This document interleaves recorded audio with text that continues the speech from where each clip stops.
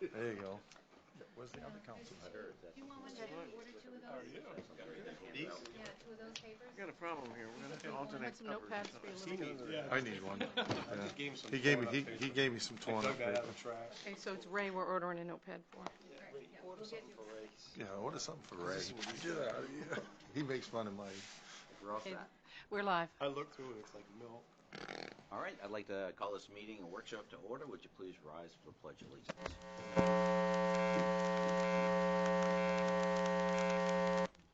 I pledge allegiance to the flag of the United States of America and to the republic for which it stands, one nation, under God, indivisible, with liberty and justice for all. Roll call, please. Counselor Moore, Here. Counselor Robichaud, Here. Counselor LaRochelle, Here. Counselor Lunt, Here. Counselor Fellows, Here. Counselor Smith, He is not here this evening. Counselor Miller. Is not here also. I entertain a motion for. Actually, there's no motions. There's no motion. We can't do that either. So it's all set. We'll just make it on the record of not being present. Thank you. And for the Finance Committee, Heather Ward, Here. Jesse Zach, Here. Noli Lopez, Excused. Curtis Lunt, Here. Dan Lehman. Here. Next item we're going to go to is the case study that we're all been anxiously awaiting to hear the results of. So, the floor is yours. Very good. Well, good evening. I'm Charles Wilkinson with CMA. We're based in Scarborough, and it's my pleasure to be with you. I look forward to presenting to you the scope and the results of the compensation study we've been working on since about December of last year. First of all, I want to commend you for engaging in this study. As you know, the pandemic that we've been through the last 2 years that we're still enduring has had a really disruptive impact on compensation, particularly in the lower level jobs. And so we're doing a lot of work on compensation. So I commend you for looking at it, because the longer you delay looking at this and taking action to stabilize pay, make sure you're market competitive, and to put a halt to turnover and aid retention, you're getting further and further behind. So I commend you for that. And so I have a PowerPoint I'd like to review with you, and then I can certainly take any questions as we go. So this is going to be the overview of the 2021-2022 compensation study that we did for the town of Lisbon. So this is the project scope. What we were engaged to do is look at your compensation plan, basically covering about 237 employees at approximately 75 unique job titles and levels. The first thing we did was what we call a job analysis, and basically what that is we studied your jobs. We looked at your job descriptions, we looked at your organizational charts, the reporting structures, and really tried to understand what your jobs are doing and what the minimum requirements are from an education standpoint and a minimum requirement standpoint, because that's what we're market pricing. We're not market pricing the person in the job necessarily. We're not market pricing the job title alone, because not every organization uses the same job title. So we really came to a deep understanding of your jobs with great collaboration with your executive leadership team to make sure that we understood those. And once we did, we moved into what's called looking at your compensation philosophy, confirming that. Where do you want to be in the market? You can pay at market, you can pay below market, you can pay above market, and it could be different for certain jobs that are maybe highly competitive or that you have high turnover in. So we tried to understand your compensation philosophy, where you want to be in the market. And basically our understanding is you want to pay at market. You want to be paying the 50th percentile of market. We'll define that in a moment. But pay market competitive wages that your employees could expect to see anywhere else. That influenced the market data that we pulled and benchmarked to. I'll talk more about that later and show you some examples. We then conducted the market study, and basically that scope was pulling market data. We used 6 different market data sources to look at your job descriptions, the educational experience requirements, look at our data sources, looked at the job descriptions there, the educational requirements, minimum requirements, and made matches of your position to positions in those surveys. And then we compiled all of the data that was matching. We'll show you, we looked at governmental services. We looked at different geographies, mostly state of Maine, and a peer group of similar municipalities that was identified by your leadership team. And so once we compiled all of that market data, we were able to calculate what we call market rates for your positions at different percentiles. The market median, the 50th percentile, is considered to be the market rate. It's right in the middle. Half the organizations are paying below that, the other half are paying higher. The lower boundary of that is the 25th percentile. That's the rate that 75% of the organizations are paying higher than. And then there's a 75th percentile rate that 25% are paying higher than. So we gave you different views of the market, and that becomes relevant. In a moment, we'll talk more. So from that, we then built pay structures. So we had a framework developed that will allow us to assign pay grades and ranges to your positions that reflect their market value. And so the way we do that is we look at the job that has the lowest market value, the job that has the highest market value. We can mathematically calculate how many pay levels do we need to span those two market reference points. And so say it's 12 grades. So we know we need to develop 12 grades with minimums, midpoints, and maximum rates based on the market. And then we assign jobs into the pay grade based on the market value. So if a job has a $25 market value, we're going to assign it to the pay grade that has a midpoint closest to $25 because we want that midpoint rate, that market rate, to align very closely. And then finally, we looked at market equity. So we looked at actual employee pay rates and then the average for all jobs or all incumbents in a job, compared those to the market rates and to the midpoint rates to see what jobs were outliers. Were there certain jobs where we had more progress to make in getting to market? Were there some jobs we didn't have as much? Maybe we were already more competitive in those. And so we identified those and then worked with the leadership team to do calculations to implement the market strategy of paying at market. What does that cost? What does that look like? And so those numbers became, foundational to the budget for labor. And then finally, the final step will be talking about maintenance. And so how do we stay competitive? Once we have the pay grades in place and the steps, we have every employee and every job in those ranges and steps, how do we make sure that we're staying competitive? And so that'll be one of our handshakes, the final deliverables to make sure that we're available to the town as you move forward and that we equip your leadership team with information to keep this alive and current as you move forward. So that is the scope.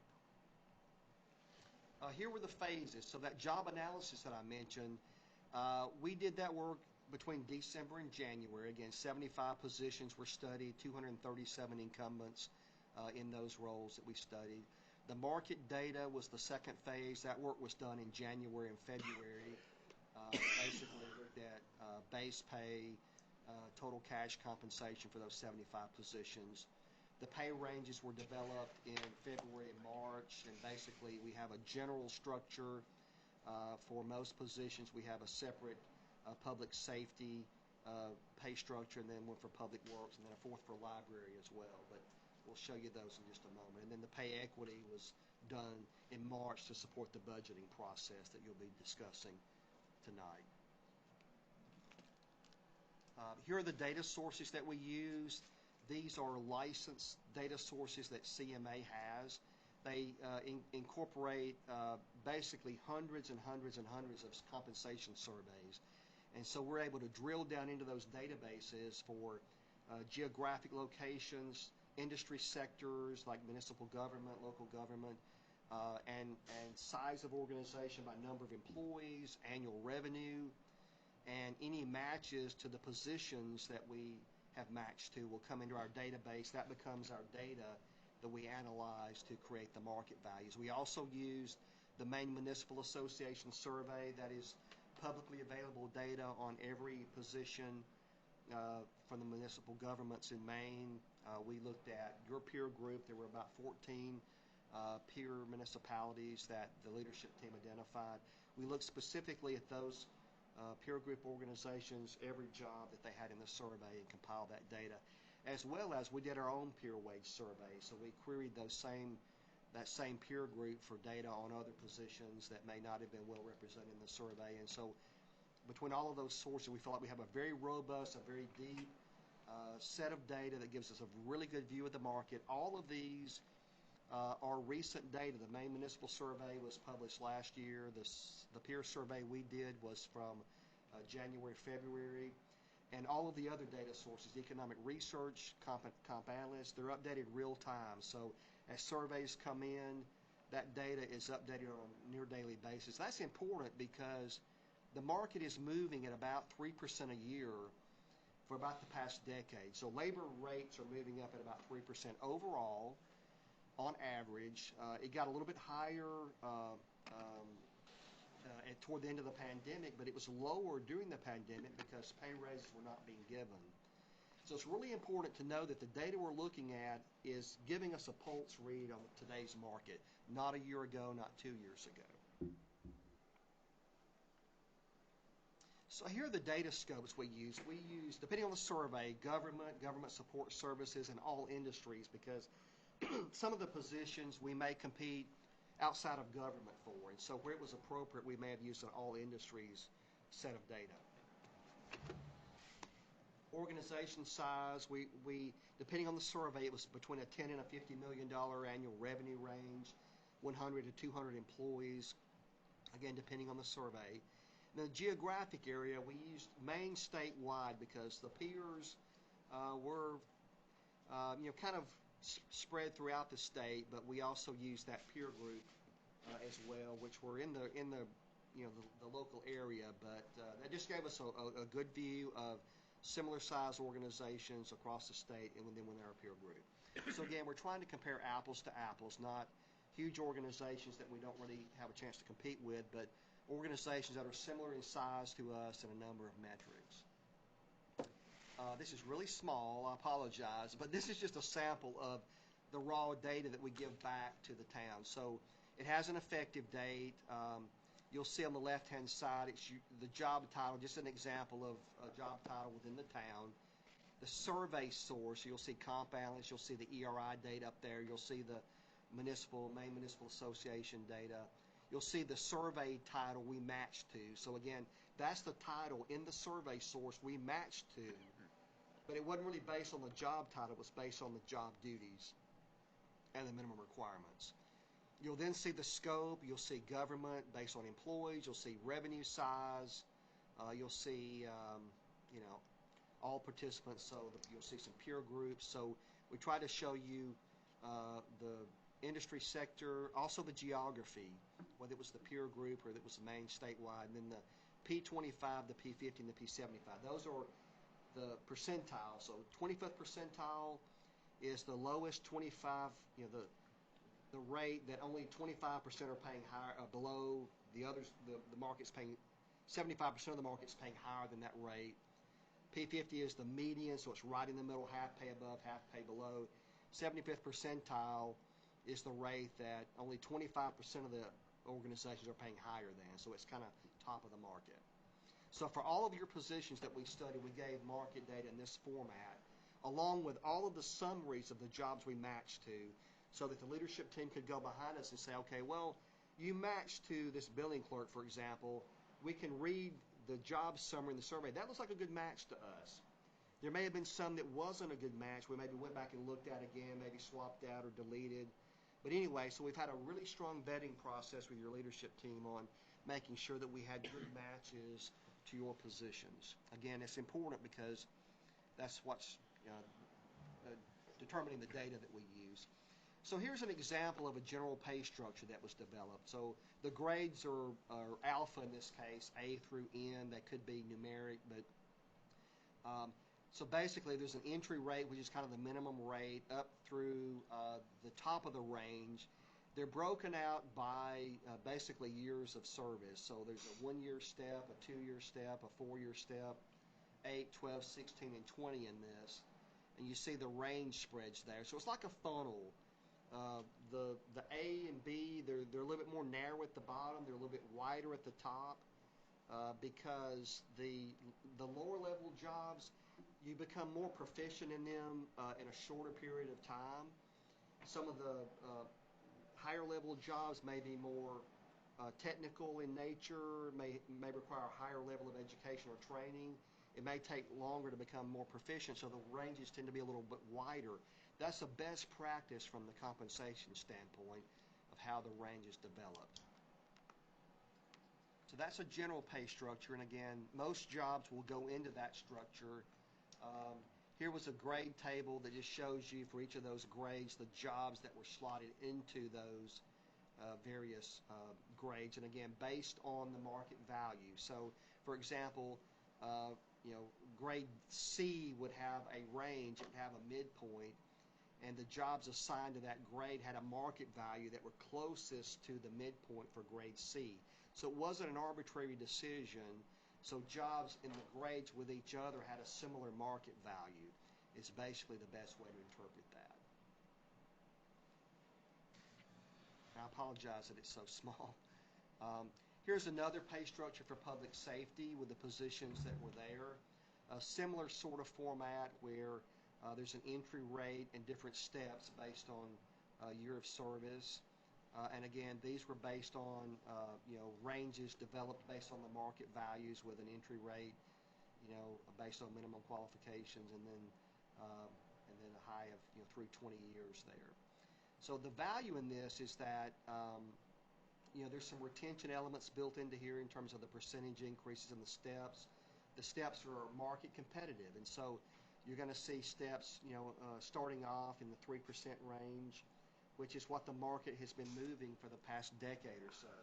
We thought it was very important to start addressing, moving towards market competitiveness by giving market competitive step increases. And the premise is, best practice, is getting employees to the market rate or that midpoint rate sooner, quicker, and then the step increases start to reduce after that. So once you hit the market, then the step percentages kind of slow down a little bit after that. But nonetheless, market competitive steps. I'm sorry, let me back up one. Here is the public works position. Again, the same methodology with steps. Again, tied to the market rates that were established with the positions. And basically, each of these positions had their own pay step or a pay grade, just as in the public safety, because each job had a separate market value. And then here was the library as well. So these were assigned to the general. So you see the alpha designations there. Those tie back to that general pay scale that most positions are in, just to show you kind of how that works. So here's the bottom line to it. So once we studied the positions, we compiled all the market data, we compared actual employees to the market in the jobs that are filled. You have some vacant positions that you're recruiting for. You have a fair number of seasonal positions that we excluded. But for your regular duty filled positions, we found that your market index ratio there on the left was 88%. What that means is that overall, on average, across all of your regular filled positions, you're 12% below market as an organization. Again, that's across the board. You have some positions that are farther below market than others. You had a few that were above market. But overall, on average, 12% below market. To put that in perspective, if the market is moving at about 3% a year, that's about 3 years behind market. And I know not every organization, public sector or private sector, has been able to give pay raises the last couple of years. So there are a lot of organizations in this same situation. They've just been trying to stay open and operating and provide basic services and keep people employed. They haven't been able to give market competitive raises. And the reality is that they're starting to pay the price for that. It's a hot labor market right now, and we're seeing a lot of the most escalation is in the lower level jobs, the entry level jobs, and the lower level jobs, I'll call them. Not that they're less important, but the lower skilled positions. There's a lot more pressure on those wages to go higher because you're competing with fast food. and no non-skilled jobs that why would they work as hard, maybe here, they could go elsewhere and make. So we're seeing the most pressure on upward movement in the lower level jobs, but it causes something called compression. If the entry-level rates are rising, but the middle of the rates are not rising, then you suddenly have foremen and supervisors that are not making much more than what the people they're managing are. And so then suddenly nobody wants to be a foreman or a team lead anymore because it's more work for not that much more money. And so then we can't just focus on the lower level jobs. We've got to go high in the organization. We've got to start looking at every level to wipe out that compression and make sure that we're being equitable throughout the organization. So this was an overall view of the entire organization. If you look at the comp ratio, that is how employees compare to the midpoints of those pay grades they were put into. And so you see it's 89%. And that's good because it tells me that the pay structure, the grades and ranges are very closely aligned to the market. And that's what you want because that midpoint becomes a proxy for the market. But it still tells us we've got a good bit of work to do to get to a market competitive position. Now, very few organizations are able to do that all at one time. Usually it has to be a year or two, maybe 3-year proposition because it has to be affordable. And you try to be strategic in touching as many people as you can, as quickly as you can. So there were about, I think, out of your 75, maybe 29 positions that were below what we call the minimum rate. So about 29 positions had average rates that were below the minimum. That really is the first priority, getting everybody to the minimum. You only had about 5 positions that were over market. And so nobody's getting a pay reduction through this. It's really focusing on getting everybody to market. And that market is the P50. We've had a conversation. That's middle of the market. And so I think the strategy is over the next 3 years is to get everyone to the minimum. A big step's going to be taken this first year. But I think that's important. And one thing, I just caught Chief's eye here. I wanted to point this out too. I want to commend him too for being so involved in this process, he and Kayla both. And his position we actually pegged a little bit lower than market because he wanted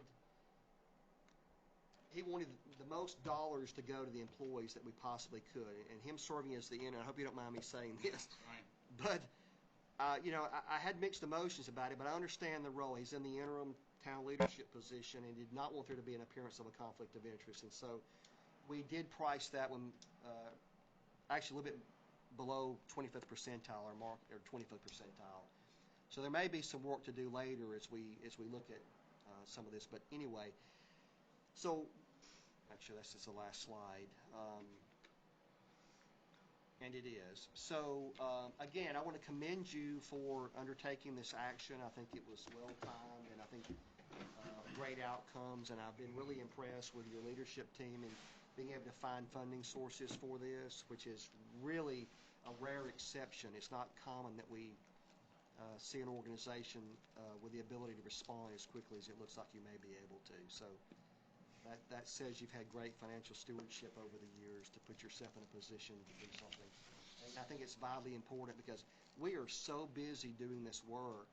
We do a lot of municipal government work, and so the people you're competing with for labor are doing this. And so it's important for you to do it as well because you've got great staff and you certainly want to retain them, and this is a big step in that direction. So I'll pause here if you have any questions or anything I missed that I should point out that I didn't. Questions from council or finance? I do. My only question is, if we're looking at transitioning over 3 years, do we just use an average index of like 3% per year to adjust what that mid-level is? So I can explain that a little bit further. So as far as the details is over the next 3 years, that's in the financial aspect of it that Kayla and I worked on as far as the offset, which the pay study company wasn't part of that as far as our financial investment account that we're working on. So the pay study is to get people to market value this coming fiscal year. and then it's over the next 3 years with our plan to offset it to get to year 3. So it's a 3-year plan that's been spelled out to get people to market value for retention, which was a goal of the council as well over the next 3 years. Okay. Just to But clarify. somewhat to that question is the pay structure as it stands now, because the steps are market competitive, there's really not a lot to do to the pay steps. That structure will serve you for some time to come. Okay. It's only if you decide to give a COLA or some point in the future that we would want to up the ranges by that amount. But right now, you've got market competitive increases built into the pay structure at intervals that should keep you market competitive. So that part is taken care of. It's the funding of it. Budgetary That's side what, of it, yeah. so that's what I was hearing too. There's no COLA built into this. Right. So it's market competitive rate. If that changes, then the whole pay structure changes? Well, it's good to look at these pay structures every year. So like some organizations, if they're using steps, they just move employees to the next step. And it's market competitive, so there's no need to do a COLA. But say, for example, something does change and you decide to give a COLA. You would just increase your ranges by that COLA percentage so that you don't have an employee getting off step. So like if the next step is 3%, if you're giving a 3% step and then you're giving a COLA on top of it, you may be leading the market. You may be spending more on raises than you would need to. If the market data is telling us it's only moving at 3%, but you're going 4% between your steps and your COLA, you may be spending too much on compensation. But there may be a reason to do a COLA, and if you do, then yeah, we would adjust the ranges up because you're still going to give those step increases when those milestones are reached. And so there's really no pressure to give COLAs in this comp structure as it is. When you don't have steps and you've just got minimum, midpoint, and maxes, yeah, you've either got to give annual raises that are COLA increases or merit increases based on performance or some combination of it. And that metric would be a total of somewhere in the 2.5–3% range to be market competitive. So so having steps, some organizations have steps, some don't. The benefit to them is it helps you from budgeting. So you can look at your staff, you know who's going to hit the next step when, you can budget for it, you know a year in advance what the pressure is going to be. Whereas if you just have ranges, you don't know what performance is going to be, you don't know what the merit recommendation is going to be from that manager. Is it going to be an overall 2% labor cost increase? Is it going to be more like 4%? You just don't know. But with the steps, you know a year in advance and years into the future, if you have a stable workforce, what your budgetary demands are going to be for payroll. So that's a pro there. And we've got some built-in market competitive rates there, so you can feel good about keeping pace with market as we know it to be now. Now, we do see it stabilizing again. It got as high as about 3.2% late last year, but it's getting back down to that range. And again, it's been a very stable 3% over the last decade or so. So just as a follow-up then, if we have a new employee that say that we implemented this tomorrow or July 1st, if we go a year into the process and then we have a new hire that starts at step 1 again, yet we've had inflation over the period of the year, where does that play in? Do you start them at a different step? Well, no. The way the step increases, it takes into account the cost of labor because cost of living is a separate metric. It's measuring, living expenses, rent and fuel and all that stuff. And so Social Security benchmarks to that because it's subsidizing living expenses, but cost of labor is a different metric. Cost of labor takes a look at how much did that clerk position increase in market value from one year to the next. And so that 3% I'm talking about, it's not tied to COLA at all. It's looking simply at how much has labor rates changed from one year to the next over a historical period of time. And so COLA, COLA could be anywhere from 1%, 1.5%. If it's an election year, it might be 5%. And so we see a lot of fluctuation in COLA rates, depending on what's happening. And like with inflation right now, they're going to be higher. But it's really, what we try to do is take a look at what is the impact of the cost of living on the cost of labor. And so what we're dealing with here is just that cost of labor. And so organizations that don't have a formal mechanism for giving pay raises, a lot of them do just give COLAs tied to maybe the Social Security Index. But it's really not, it's not always keeping you at pace with the increase in cost of labor. Because like right now, cost of labor, well, except for the inflation, cost of labor was going up higher than cost of living until recently. And so if you were only getting cost of labor, cost of living adjustments tied to that metric, you were still getting further and further behind because it was less than 3%. Because the scale, as you explained, you still have a scale, but you're still going to have cost of living expenses moving forward in order to keep your scale at market value.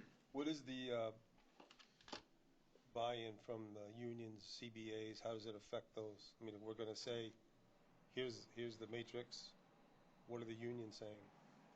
That was going to be my question, too, is Those negotiations are coming up, but just by looking at, this is market value, so I personally feel, being in I can talk about my career as far as police goes, I think that the unions will feel this is a very fair. Looking at it and thinking about my career, I say, yeah, I mean, they're going to love it, but knowing unions, there's still going to be issues about COLAs and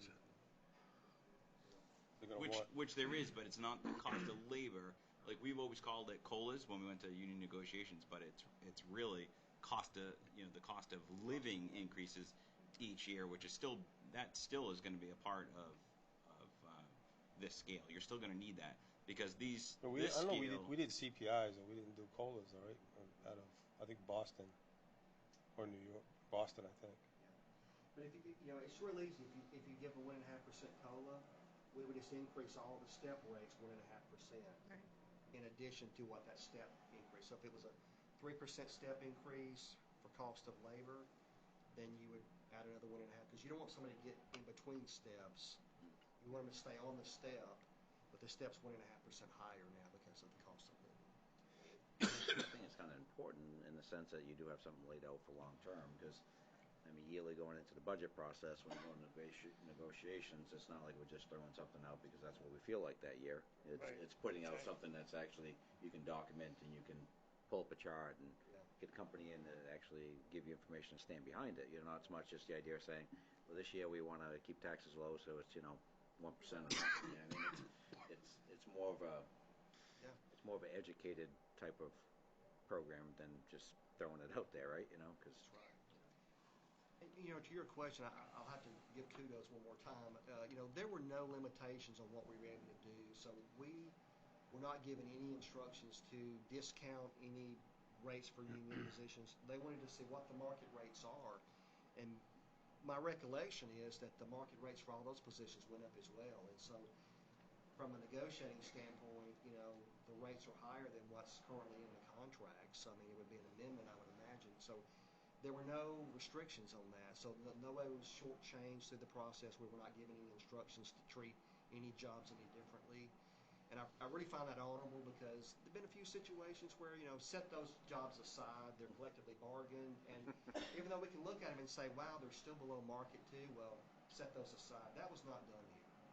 They were all market price and treated the same from that standpoint. I have a question. So when you were doing the comparisons as far as the job descriptions, and you actually did some to municipalities and you did all industry, where were the benefits actually calculated into that? Because I know municipality-wise, the idea of health insurance and a lot of the staple type benefits are actually included, but when you step away from the municipality into the all segment, a lot of those price or per hours don't calculate the idea of a lot of the benefits that actually could cost. I look at some of the pays, and the benefits almost are at 60% of what the base pay is. But we didn't look specifically at the benefits program to do a very detailed analysis of benefits. There were only a few positions we used all industries for where there was market competitiveness, but the all industries was in there with all of the other government data, so it was weighted. It wasn't weighted any more than the governmental services, where you might have one industry, all industries, and 5 or 6 other matches, for instance. So government sector still was the most predominant data used here, and government rates tend not to be as high as private sector because the government, benefits tend to be better, especially retirement, and so that's already factored in. At least our view is factored into the governmental rates that we use and that were naturally weighted more because there was more government data used. So the short answer is we didn't compare head to head on the benefits and what percentage. In other words, we didn't discount any market data for value of benefits. Nothing was offset. But most of the people we're competing with have the same type Yes. of benefits. So I mean, Right. it's From a fair. municipal government standpoint, yes, a lot of you have the same retirement plans and the same group benefit plans, and so a lot of parity there with that. Now, in private sector, it does tend to be a little bit different, but again, we benchmark primarily to the governmental sectors for the truly governmental jobs, but like equipment operator, for example, we compete in public sector or in private sector for that.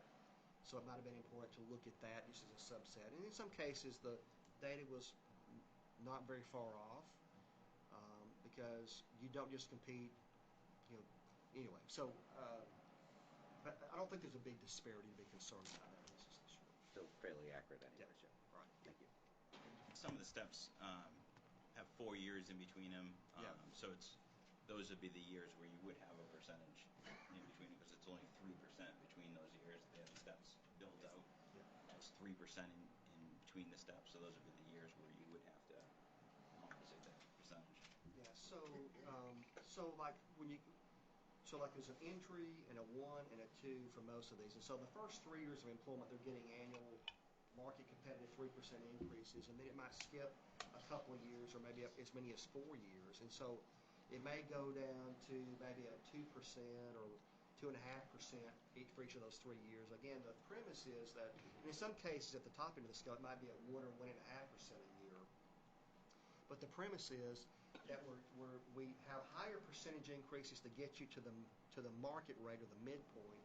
Then it starts to slow down because we're already paying at market, and we don't want people to top out too early. And so the percentages do slow down. And some of the municipalities, they might have a 3% to cover 4 years. They might have a 2%. I mean, so it's all over the board really, but I would say this tends to be a more market competitive stance from some others that we've looked at. But yeah, you're right. So someone may go as many as 4 years between step increases, and when they do get it, say they get one at 4 years, they get another one at 8 years, it might be a 5% adjustment in year 8 for 4 years. That's a little over 1% a year. And so, but you may have others they're just in their second year of employment, they get a full 3% step. So it's just something to look at. There may be a need to do COLAs. That is very common in municipal government to have steps, that the step percentages go down as you get into those higher years of service. And part of it is not paying above market, being good stewards of money. The other is to incentivize people to post into a higher level job, in some cases. If you have an entry-level position that somebody's doing 20 years later, they probably don't need as much incentive to work. Any other questions? Chairman, yes. A couple questions. I'm not sure who the question is for. How many full-time employees do we have? Does anyone know that exactly? There's 75 positions, but how many are full-time employees? 200 and something. No, I think full-time is 114. 114? I believe approximately 114. And do you know the cost of implementing this the first year? Yeah, we're going to go through all the numbers. Okay, you're going to do it later? Yeah. And everything is capping out at 20 years? Okay, so Is if there you one stick last around question? longer, I'm sorry. That's all right, you go ahead. If you're sticking around longer than 20 years, there's not any pay increase planned, at least. Right? 20 years tends to be the top step that we see now. What some organizations do is they don't give base pay increases anymore after that point, but they may give a cash, so that if you would have been eligible for, 2% or whatever, you get 2% as a separate check, but it doesn't increase your base rate. There's still a reward for service and contribution to the organization. It's just not in the form of a base pay increase after that point. That's what we see. Sir? Yes, is there COLA built in across the board for employees in the budget? As we look at the budget, is there COLA? This Cost of year, living? it's based off the pay stub. There's no COLA. There's no COLA on top of that. So for a person who is above the market and doesn't get anything, there's no COLA.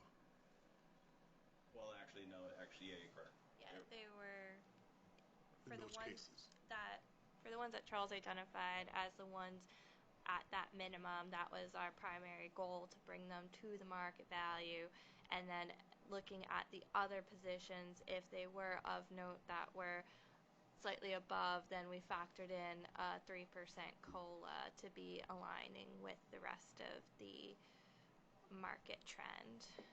Thank you. Any other questions? Is the council going to get a copy of this, the whole report, so we can actually look at it on our own? Okay. Is it going to be a public document at some point, or? If you want to make it public, it's completely.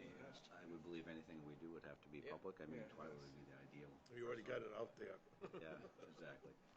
Yeah. I mean, I'm not sure where that crosses over to, our annual. So pretty much a report like this, it actually shows personnel and pricing, dollar figures as far as the amount they make. It's really no different than they see on the annual report, right? It's already in the town report. For Yeah. the You already see it salaries. anyway. I'm not sure if it would be our due diligence to actually Working hold for on the to town, ourselves. your until salary's we not a actually secret. approve it or actually decide to move on it versus the idea of, right now it's just preliminary. So it may not be appropriate to actually, just share in a general open. I guess that's something the council will just have to give direction for the manager on at this point in time. It's kind of like our budget. We don't really share our budget. We actually have information out there, but we try to not really put it out as a final document until we actually have it approved. So. Well, nothing's final till it's final. Exactly. It's not final until it's final. With that being said, we appreciate all the information. It's actually good data, and I think we're going in the right direction if we want to retain good employees and actually attract new employees. So That's the key to all this. Well, again, I commend you for engaging in the study and the plan of action. do we have your number and email in case we have any people that don't like this? We can actually email you directly, or Can I ask one last question? Sure. If this you have indicated should be reviewed periodically, what's periodically? Annually, we find, and then we market that every 2 to 3 years, maybe sooner rather than later, just because we're still trying to assess what the impact of the pandemic is going to be. So normally we would say every 2 to 3 years pull market data just to see if we're staying on pace, but it might be good to look at it maybe at least in 2 years. And there may be jobs that you may create new jobs through the course of the year. We can market price those just on an ad hoc basis. If you slot them in, a job may change. We can market price it just as we go. Good. Thank you. Appreciate that. And as we build towards a new manager, I'm sure that's actually good information for them to be give to speed as time goes on also. And I'd be happy to come back and do another orientation to it if need be. Perfect. Thank you. Thank you very much. Good information. My pleasure. Thank you. That being said, we'll move right into the rest of it, right? And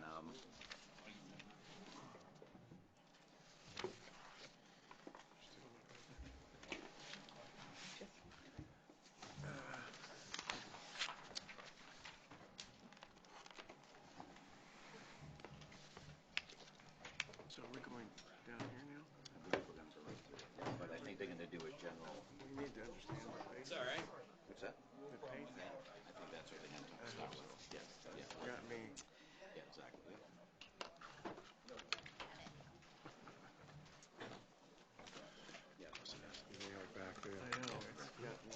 Feedback. Yeah. It'd be okay if we had assessing overflows. Yeah. If that's, that works good. I mean, I'll, from this point, I'll let you kind of carry on from there, okay? Okay. And you can pick and choose and things. Just the initial part of it, the understanding of this whole process. And if I could make a suggestion, I know that we're sharing microphones, but if you're going to speak, if you could be no further than about a foot from the microphone that you're using, whoever's speaking, right? They'd have to be moved every now and then. Yep. Okay, thanks. I will be on that. Thank you. Yours should be good, Kurt. Okay, good. Let's speak up. Oh, we're sharing your mic? What we're going to do is we're going to actually go through the budget. He may actually move a few items around out of order a little bit just because of the personnel that's here. But initially, they're going to start with their basically what Mr. Lunt was looking for is more of a description about the kind of how we would implement the idea of what we just heard. So that does play a role in every one of these. So. Yeah, it's the elephant in the room. exactly. It is, yeah, absolutely. Thought it said this one here. There's a summary page somewhere.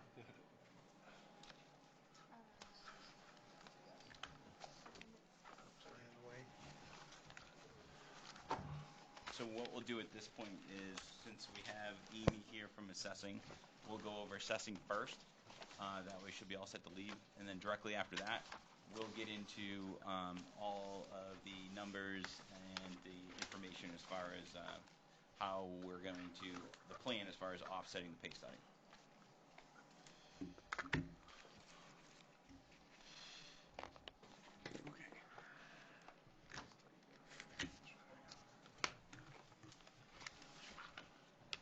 This one.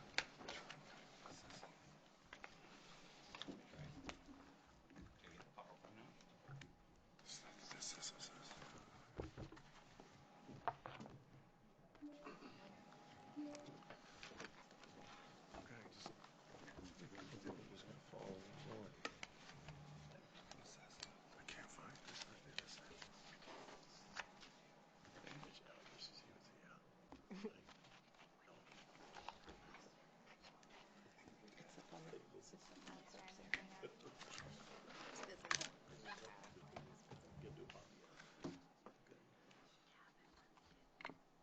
Okay, so the PowerPoint works. Alright, Minimize that. minimize that. Alright, that's okay. Yeah. So we're gonna start with assessing. So if you flip to your assessing tab, So we gotta go back here. that is going to be an FY23 projected managerial budget appropriation of $100,496, which is a $15,650 increase from FY22, which was $84,846.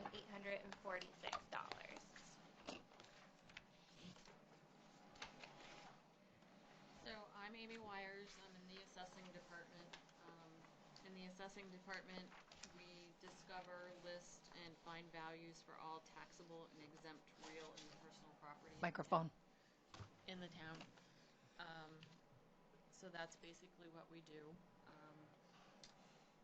Looking at the budget, this is my first year doing this, so I apologize. Looking at the budget, there's two things that are the top amounts that we're spending. Non-supervisory wages. Technically, the wages went down because the position that I'm in works with codes and assessing. So half of the pay will come from assessing and half will come from codes. So in reality, it's an increase, but it's a decrease because we're splitting the position. The other one is the revaluation that we plan on doing in 2031. So last year, the $30,000 was in the unassigned balance, but we moved it to the assessing budget this year so we can keep track of it, and we want to keep it in the CIP plan. because we don't want to have to pay for a revaluation all at once. We want to put $30,000 away a year because it's going to be a big cost. So that would be a $300,000 total over that 10-year span. So as Amy had indicated, it'd be $30,000 in the municipal budget to be raised, and that $30,000, similar to fire truck reserve, would be put into a reserve account to build, so that way we would have the funds to pay for the revaluation by 2031. And then the rest of it is pretty much the same. It went up a little bit, with office supplies and postage and printing, and because we have more people in the town, so we're doing more mailings. There's more, more houses being built, so more residents. So that's why some of the things went up a little bit, but not bad.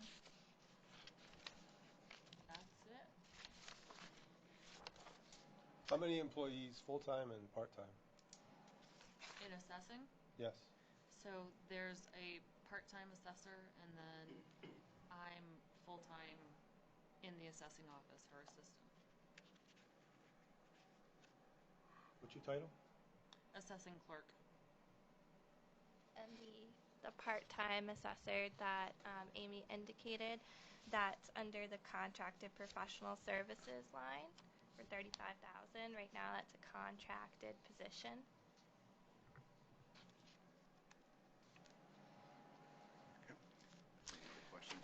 Just quickly, I know you said it was in the reserve was in unassigned balance. Was it in the 22 budget in the unassigned balance? No, it was. This is the first year of it?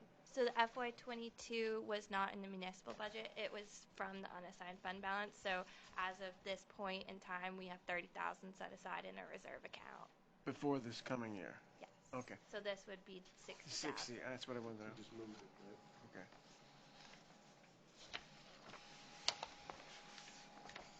Questions?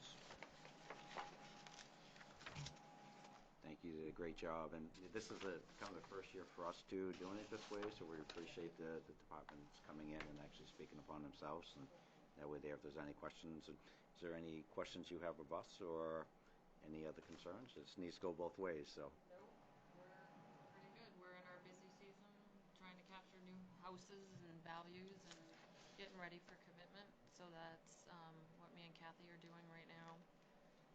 And I'm going to ask this maybe of every department, and just bear with me. So right now, there's actually $500 for professional development. Is that actually a fair number, looking to do what we do for training this upcoming year? Because one of the goals we have is to try to keep everybody trained and keep them moving forward. Is that a fair number? I think it used to be higher when they had live classes. I believe the property tax school, they're trying to make it, they want to have it live again this year. So I think the 500 should cover it, though. Okay, so the Yeah. training that you feel that you'd like to do this upcoming year, the 500 should cover it? Yes. Just want to make sure, because Yep. those numbers fluctuate a lot year to year, and we just want to make sure that we do plan enough that we have an ability to Yep, absolutely. keep training and keep those steps going, right? Moving up. Do we contract the same assessor every year, or is that out for bid, or? This was the first year that we did it, this past year. She had previously worked as department head for the assessing department, and had retired last year, but then came back after that period of time for contracted service, and we're on an annual contract currently. I think it's going to be, from what I see, it's a good fit for right now. I mean, over a period of time, as our community grows, I mean, it may be worthwhile for us to have another full-time assessor in the office, but for right now, it actually seems to be working from what I understand. I mean, you would probably be able to tell us better than that. It is working. It's hard with us being short-staffed, but we're getting people, and it works great. Kathy's great. We work well together. Yep. So I think it's working good. Is she here 2 days a month, or what is it? She's here 1 day a week. 1 day a week? Is it on the website? Because I know a lot of people find they can't, they have to call up to find out when she's there because it's not on the website. Well, a lot of the questions. It'd be nice if it was every Wednesday, you know, you could put It, it on the it, website. right, and And we they can could talk about contact you. that. Just a simple courtesy. Yeah. Yep, that makes Yeah. sense, yep. And I know the interim is And- actually taking notes, so, And she's also on speed dial, so if I have a question that I need. Courtesy's everything. yeah, exactly. Absolutely. And I think as we move towards that reevaluation, that may be something that staffing maybe, we may have to ramp up towards that too, because it was quite an undertaking last time, so. Yeah. If there's no other questions, we thank you. Thank you. Thank you. Made it through. Appreciate you waiting. Actually, I got like 5 more questions. I told you before not to ask questions. Nice. Have a good night, guys. Thank you. Thanks, Amy. You're welcome. Yeah. All right, now we'll back up a notch, and I'll let you two Yeah, explain there's an the big explanation of that overview. somewhere.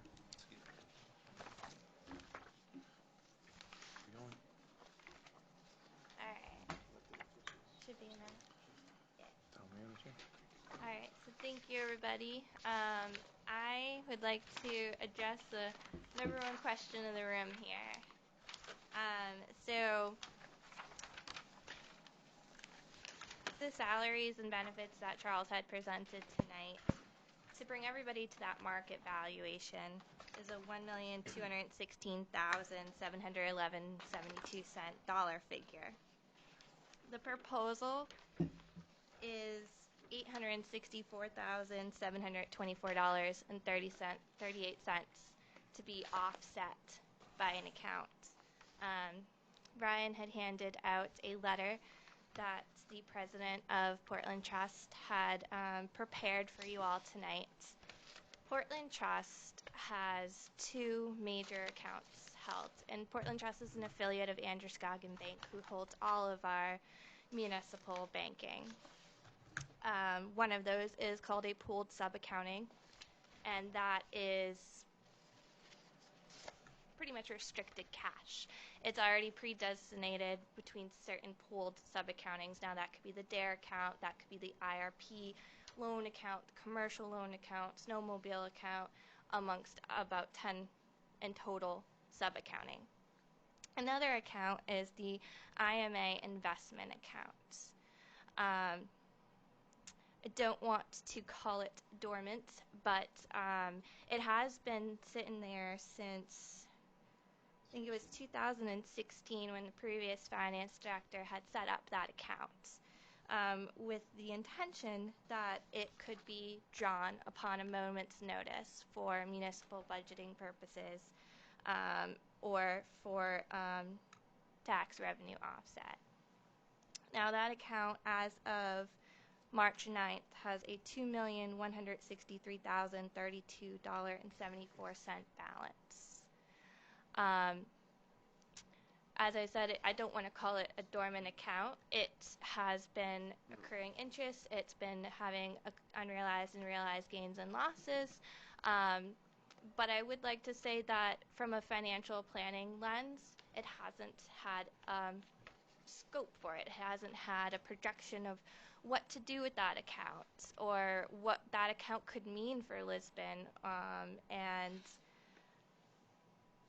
given the presentations and given the situation, Interim Town Manager Chief McGee and I are proposing that we utilize that investment account as the offset to bring everybody to market value. And I don't want anybody to think that that was a found account. That account has always been on our books. It's been in our audit. It's been on the balance sheet that the auditors have for our government funds. It's just included within cash, as it is a liquid asset. We had talked to the auditors, and the auditors also gave their thumbs up on it. And I'd like to just put a quote from our auditor, Ron Smith, that says, We are confident if the town wants to utilize these funds in future or current budgets, they are available. The town can clearly infuse the cash into budgetary general operations to mitigate any cash flow issues that may result for these.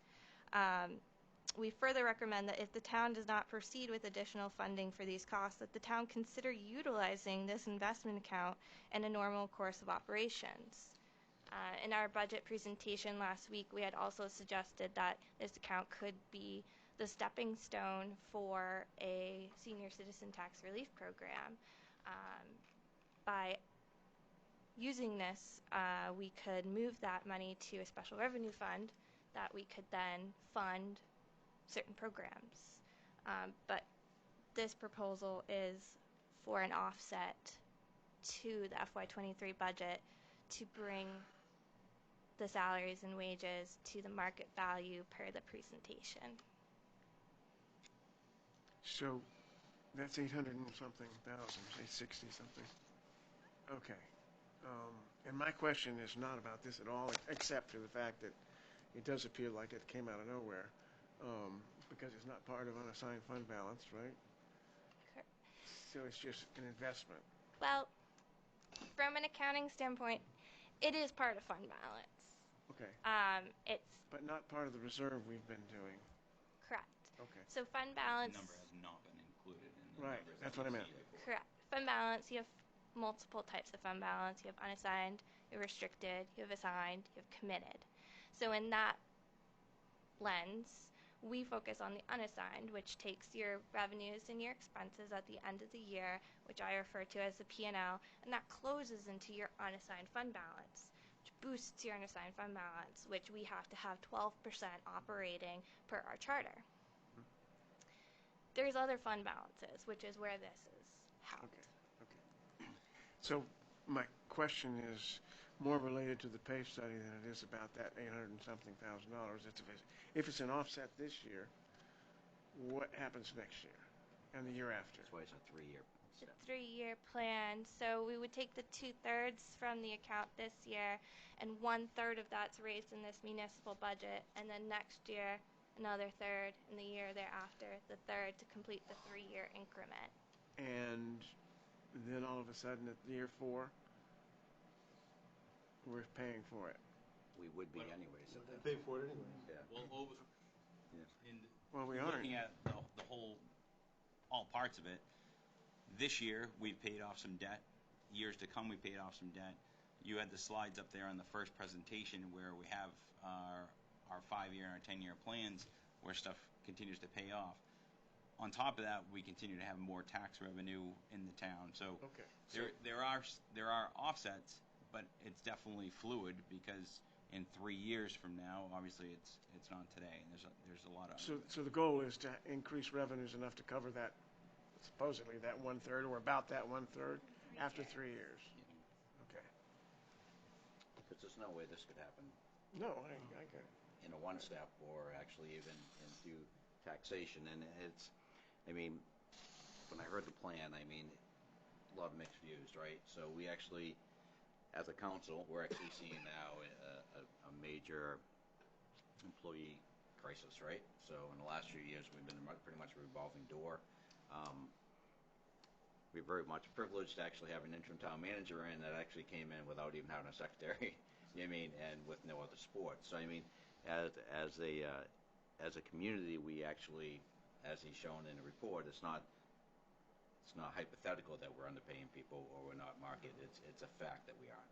And the only way we can be competitive in the next years to go and actually hire good quality people and retain good quality people is the idea of actually being somewhat where, you know, where people want to be, right? Financially. Right. So, and keeping people not just financial, right? Because Darla's been here for 35 years and it's been a lot more than money. It's been the idea of a good place to work and the idea of having support. But part of that comes with being properly staffed.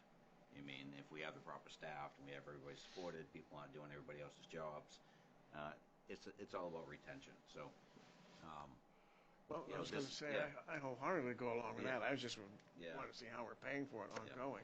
I I get it. wonder, too, if it's even possible, I'm just saying, What if you split it over 4 years instead of 3? Is there a difference? Is there a reason why it's 3 and not 4 or 2 or 5? I think it was just a goal that we set when we sat down and started figuring out the financial numbers. 3 is what we came up with. 1 year just didn't make sense No. because we couldn't figure out next year, and that's why we ended up coming up with 3 years. And just to add to what Councilor Rochelle said as well, this is not just employee raises. We also have five positions. So these are filling voids in positions throughout the town, several different town departments. And if you take those positions, those are positions that also include your health benefits, your FICA, everything. So you take 5 positions out of that $864,000. A chunk of that is going to be out of these 5 positions, believe it or not, that are well needed in these other departments. And I think it's going to provide better service to the town with these departments as well. So Assistant town manager is actually part of that equation too, right? Correct. Which is a huge boost to the town office, but yet actually it's a big increase to the. I still don't understand the 3-year approach. If you've got $2,163,000 and you're talking about $1.2 million cost, why not pay it all at once? Why Because 3 we years? really want to do something as well. The second part of it is that we really want to work with the finance committee as well, is doing something for senior citizens. Not this kind of money, you know? And the other piece of it, as Councilor Fellows and Laura Shell had said, if we do it all this year, then that's out of the offset. That means that next year it's completely budgetary. Right. So if we take You won't have anything like this next year if you pay it all at once. right, but if Well, we yeah. take Yeah, the you would. 2/3 If you spend this the whole year thing. Right. and take that 1/3 out of the municipal budget, then each year thereafter you're building it up so it's not an $800,000 increase immediately. It's incremental. But you're going to pay the cash out of this, all of the cash, $1.2 million. You have to appropriate the money. It would have to be. You have to appropriate the money. It would have to Spend be an appropriation to from this. release the money. Yes. To our The budget. $1.2 million has to be paid out of this account. You have to appropriate the money. Then what happens then? I don't understand how it. As far as, You can't pay out $400,000 out of it and leave $800,000 unpaid.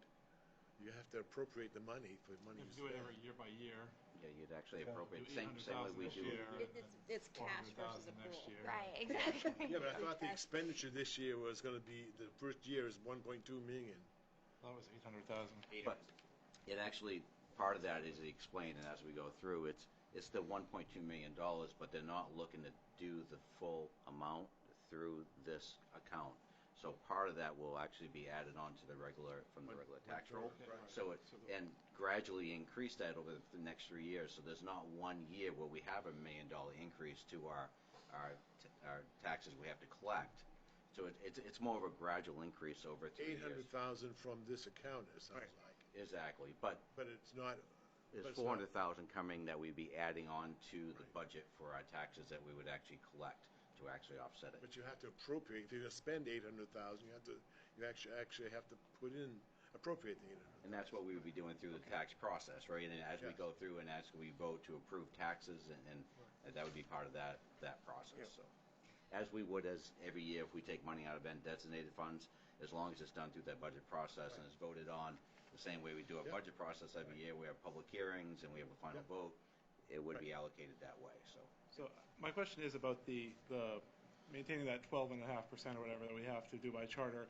What kind of accounts do we have to balance that? If we're going to spend this $2 million here, what do we have? What are those? I want to make sure they're liquid enough that we can tap them if in an emergency. If we lost a bunch of state revenue sharing, say, and we had an ability to still pay salaries and not have to lay off people in the middle of a year or something. As I remember from 2009-10 period, we came pretty close to that happening. So this, I'll let her speak on this, but this, you to remember, this is a totally separate account and undesignated that we actually have to keep at 12%. And to be totally honest with you, I've been doing this budget process for a long time, and I know Council Fellows has too. It's been actually in our audit, but as a counselor, This $3 million has never been brought up. Matter of fact, in Part of 20. Part of the 5 million designated as cash. Yeah, right? exactly. But we didn't really know, we didn't have an understanding where that cash was because it was never broken down. And this is our undesignated, and this is actually cash. Matter of fact, this really only came together in 2016 when we actually had a finance director that consolidated a bunch of accounts and actually made these new accounts. Yeah. And from there, I mean, I was just talking to a previous chair the other night, and we actually going through a budget season where we actually had a kind of an emergency that we needed to find, $100 and some odd to fix a building, and these accounts were never even brought up because I don't think they were actually really. We knew it. I don't think the proper people educated how these could be used because they were liquid accounts, and we were trying to pull money out of undesignated, which these accounts really were designed for an emergency. So I think if we wouldn't be having this discussion right now, we'd be looking at another year and another year where these accounts would have sat dormant and no one would have really known on how to use them or what to do with them. And unfortunately, they've been in a situation where they really haven't been, as you mentioned, they really haven't been making us any money. They haven't been in a super investment account where we've collected 3% or 4%, even on the low side. They've just been sitting there with really no descriptions to the council or the community on what this could be used for. Because the last several years, there's been a lot of times that we could actually tap into this and maybe save some money because we actually borrow money to do other things.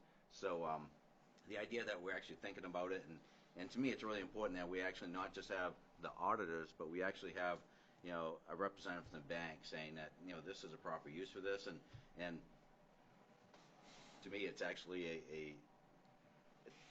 I'm not going to call it lucky, but I mean it's very fortunate that we actually have an account like this that we can actually step up to do what we need to do, because to be totally honest with you, it would be a very hard discussion tonight as a council and a finance group if we actually had management saying, look, we need to tack on $1.2 million to this year's budget or we're going to lose all our employees on top of the school. And I mean, that would be a very tough discussion. But to think that we only have to tack only $400,000 tacked onto this year's budget process to actually get employees where they need to be is much more palatable when we actually start looking at mill rates and what we need to do.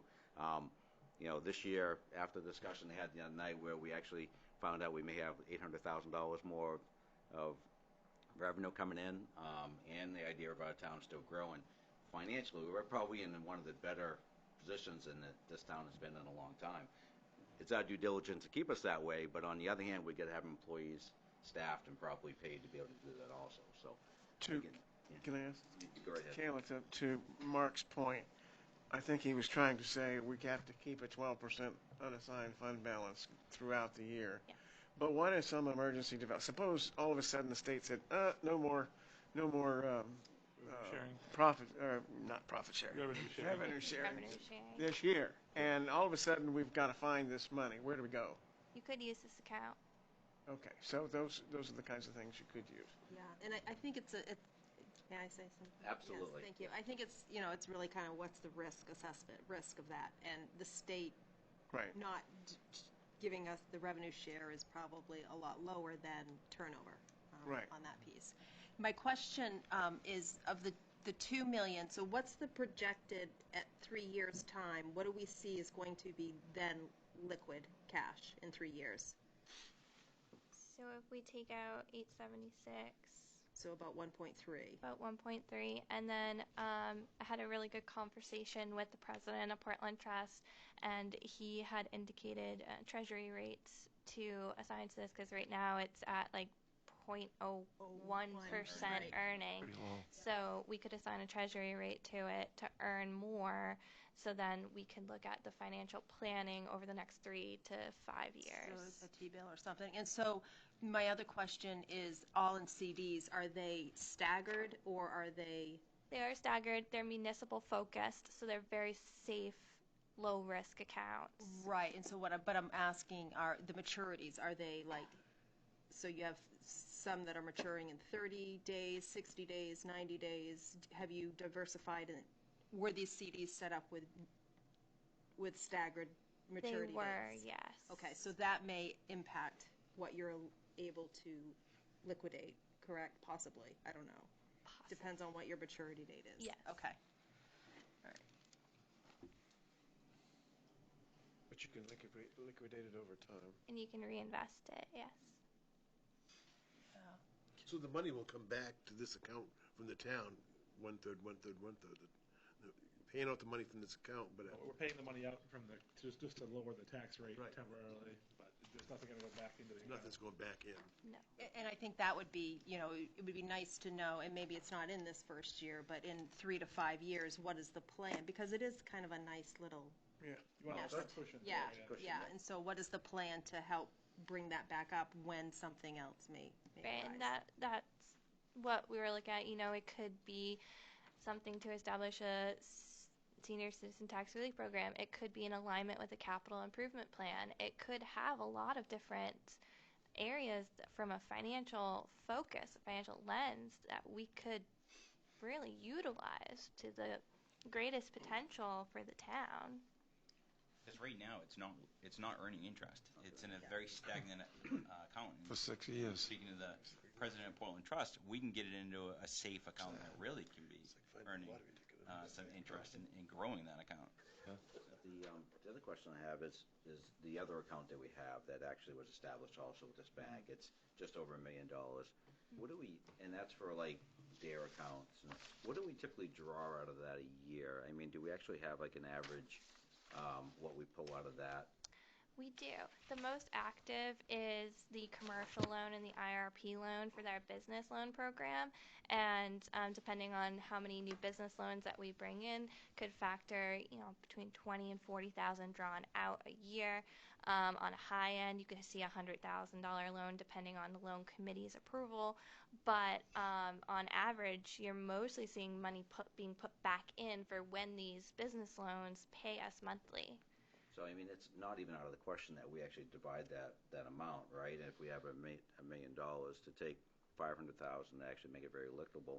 No, I think No. that one's restricted. That one's- So I But don't you think you can can't do actually, that. you can't actually was use that federal account to money make any originally. money. And actually, it's no federal money, that's all We've town. got out of it, but I Yeah. think it's still restrictions on it. Yeah, it's It restricted is. for the particular account, right? Correct.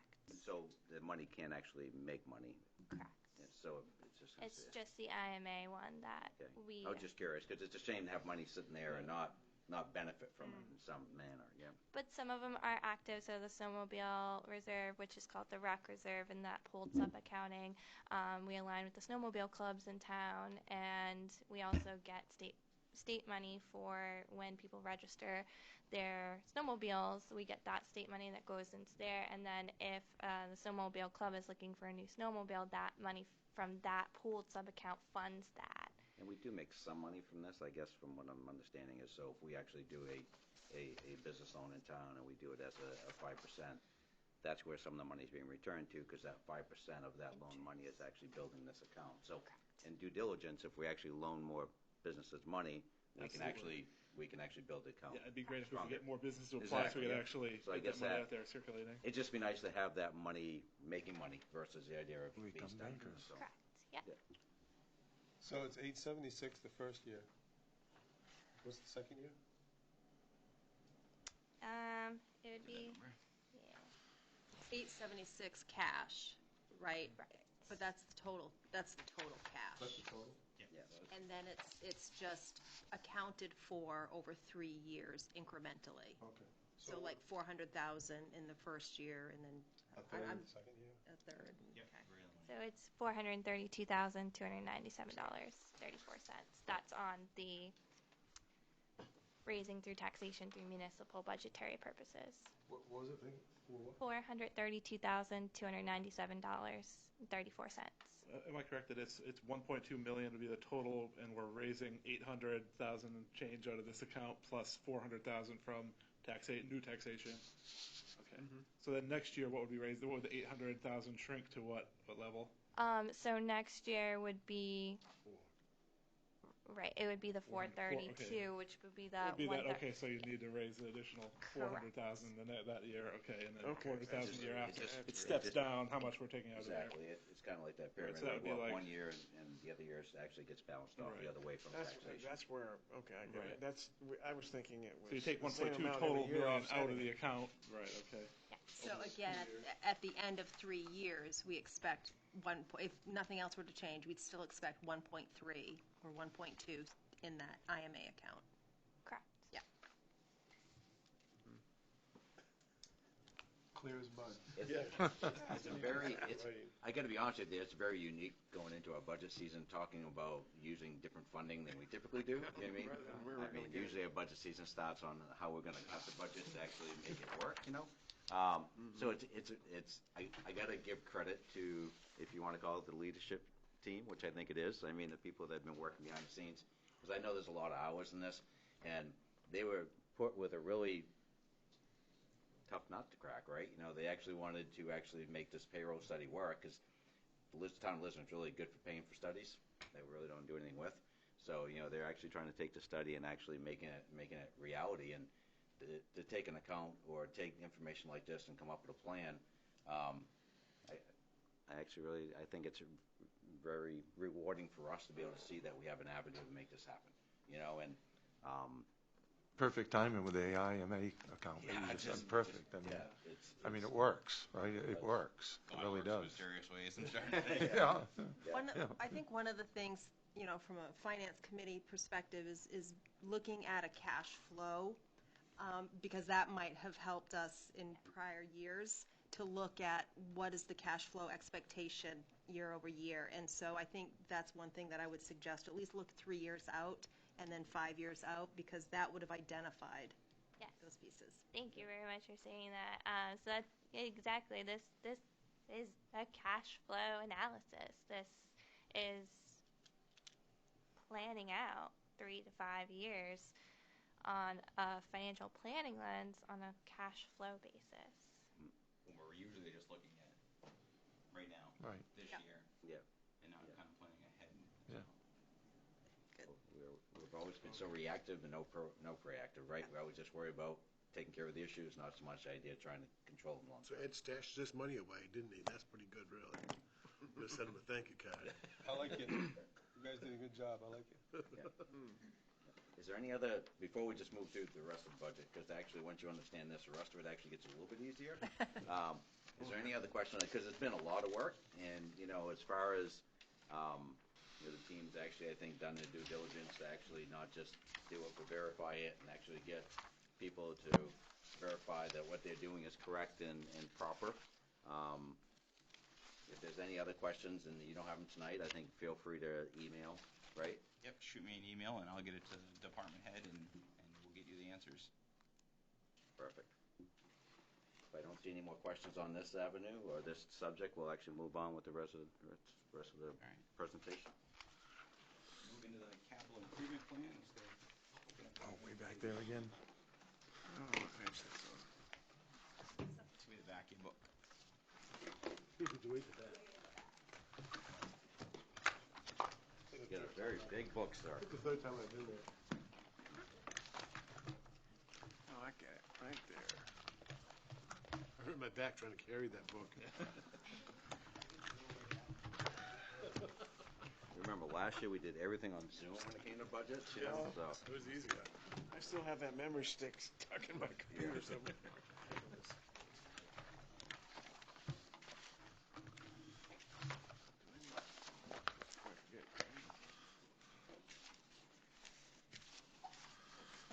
Right. Going right through the capital improvement plan. And this is an overview of our capital improvement plan, and we touched on it during the manager's budget presentation. We'll go through it. It's a very important document as it has a major impact on the allocation of fiscal resources, and it contributes to setting town expenditures for many years to come. When the program is adopted and fully utilized, ensures the needed facilities are provided within the town's financial capability. And the CIP plan is very important for planning in the future, so we don't have unexpected expenses. And we saw that moments ago just in assessing. We originally used that out of the capital improvement plan, putting the $30,000 aside each year. So when it comes, when we need $300,000 all of a sudden to do, that project, we're not coming to the council saying, hey, we need $300,000. We plan for it over either 5 years or 10 years. That's why this is important. Our discussion used to be is because we actually had the dollar amount for the reevaluation was high enough, we had to go to vote. So we actually had to try to sell the idea that people should actually approve us to reassess their house. So that was always a very interesting discussion when it came to the idea of putting it out to vote, right? Please allow us to spend money so we can raise your taxes on evaluations, you know, so. Yeah. Yeah. So the capital improvement plan, it's a document that focuses on implementation of community goals through detailed recommendations on capital spending and needs for the current and forecasted fiscal years. The CIP to be submitted to the council is to be broken down by town and presented here at a department level. This plan is presented on a 5-year model and a 10-year model. The CIP demonstrates specific projects, amounts of those projects, and the sources of funding for those projects. This document is a framework for making the best use of financial resources. Within the CIP report, a section of footnotes follows immediately after department's requests. These footnotes go in more depth about the capital items being requested in the upcoming fiscal year. In addition to the 5- and 10-year plan forecasts, the report includes estimated annual costs of operating and maintaining vehicles and equipment, as well as the current mileage of those vehicles. And I'm just going to touch on one thing at this point, because you might hear it come up in department heads, from department heads as you move forward. There is definitely a supply and demand chain issue in this country, and we are feeling it right here in Lisbon big time. They're talking 18-plus months out for delivery of trucks. I know that we're still waiting for our 2 cruises that were really needed back early fall, and I have a date of first week of May now when I'll receive those. So we originally promised them a long time ago. So we're definitely dealing with this, and you might hear from it as department heads sit in front of you.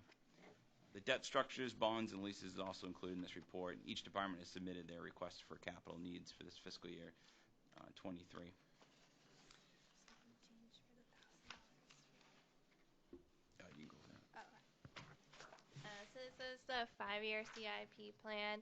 I'd just like to make of note that FY23 number of $1,600,955 is an increase from what you have in your book by $1,000. Just from the PD Firearms, it was previously noted as $15,000, but it is in fact going to be estimated at $16,000. So this is a representation that we have on the board right here of our 5-year CIP that is inclusive of infrastructure, vehicles, equipment, buildings across multiple departments. Fiscal year 23 is looking at the needs of capital assets that coincide with a vehicle replacement program necessary for operations, financial planning, and equipment replacement. Fiscal year 23 totaled capital improvements, which will be that $1,000 more than that $1,599,955. And the following slides will depict each department listed above in more detail. So this is going to be the police department and capital improvement program, and basically what it shows is it's a for the police department's budget isn't fluctuating, going up one year, down the next year. It's a set $67,000 where we replace 1 cruiser one year, 2 cruisers the next year, and then also includes the equipment that's needed for those cruisers. So you will see on that second year that $33,500 instead of the $67,000, and that's because the other portion of that has been put on the ACO capital improvement plan. So that year, instead of being the 2 cruisers, actually be a cruiser and the ACO vehicle. Also this year, as Kayla pointed out, the $16,000, that's part of our 10-year replacement plan for our handguns. That's, liability and legal standpoint. Every 10 years, we replace our handguns for the officers on the department. And this is going out 5 years. As you can see there, the animal control CIP plan, we have that, not this year, but next year, we have it planned for that replacement of that vehicle. And then the communication center, that was originally put in there last year of the $220,000 for, now that's several years out now, but we still have it on there as a target date for console replacements. But I've actually even recently been speaking to Derigo on different grants and what actually is going to be needed for console replacements. That way we can be looking at grants beforehand to start replacing stuff and not be going in front of the town. But we still have it on there as a placement, just for we can have goals and be looking at different things moving forward. This is the fire department CIP. Total fiscal year 23 is $102,628. Car 4 is a 2010 and it was purchased used with 90,000 miles on it. It has been used as a plow truck and it's slated for replacement in fiscal year 23 for $59,000 to be funded through the TIF. Turnout gear. This is regularly purchase of structural turnout gear. Rotate the older workout garments. Turnout gear is reflected in the CIP because collectively it is over the $10,000 threshold. Turnout gear funding source is through the municipal budget. The hydraulic rescue tools are up for replacement and are included in the municipal budget for the fire department. These are life-saving. This is life-saving equipment that the fire department uses. Is that, and I don't mean to interrupt, is hydraulic rescue tools, most of them are now battery operated, aren't they? Or are they hydraulic free? I mean, I don't want to add a lot to it, but I'm just making sure that's properly quoted, that's all. Yes, the new ones are battery operated, which reduces the amount of trip hazard, how the hoses, and it also, we don't have to have the power units to maintain and buy those as well. What this is, and I can get into it next week, but this is a part 2. We did part 1. I think you may have been on the council. I know you were on the council, but 4 years ago was part 1. We replaced half the tools. This replaced the other half, and the oldest one is from the mid-90s. So we're looking at tools that are 20 years old. Sorry, I didn't mean to interrupt. I was just curious.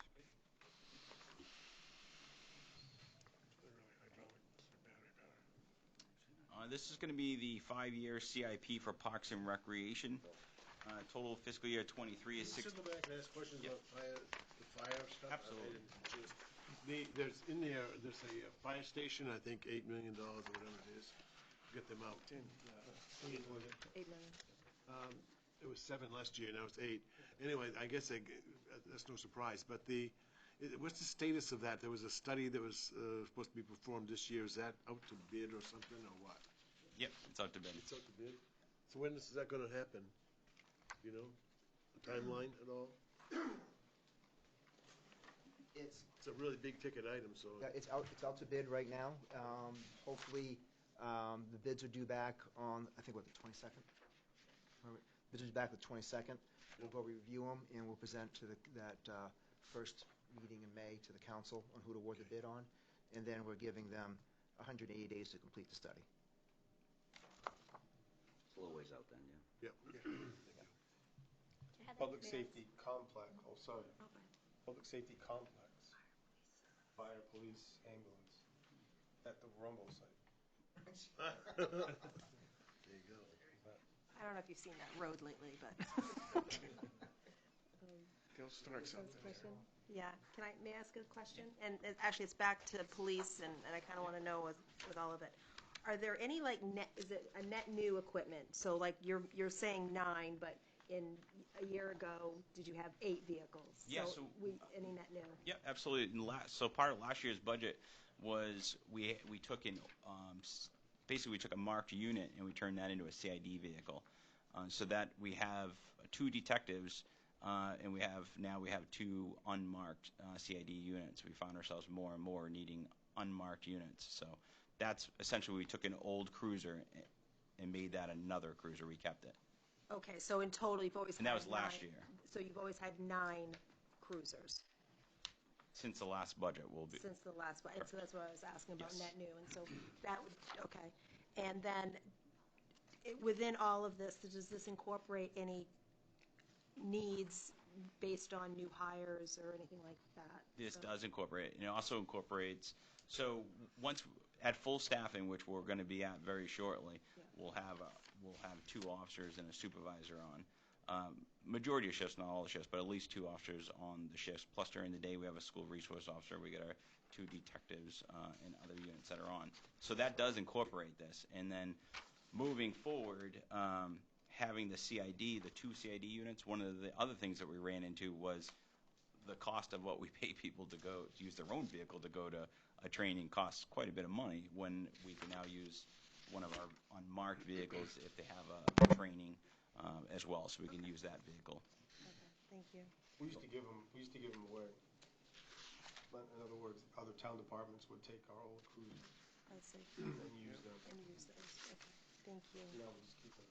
So I think probably with that being said, as far as going through these, why don't we just kind of take a moment after each Yep, we'll do. area? And Yep, sorry. I appreciate that. Yeah, Yep. is there any other questions on police? I have one I'd follow up with, but is there any other on the police capital improvement?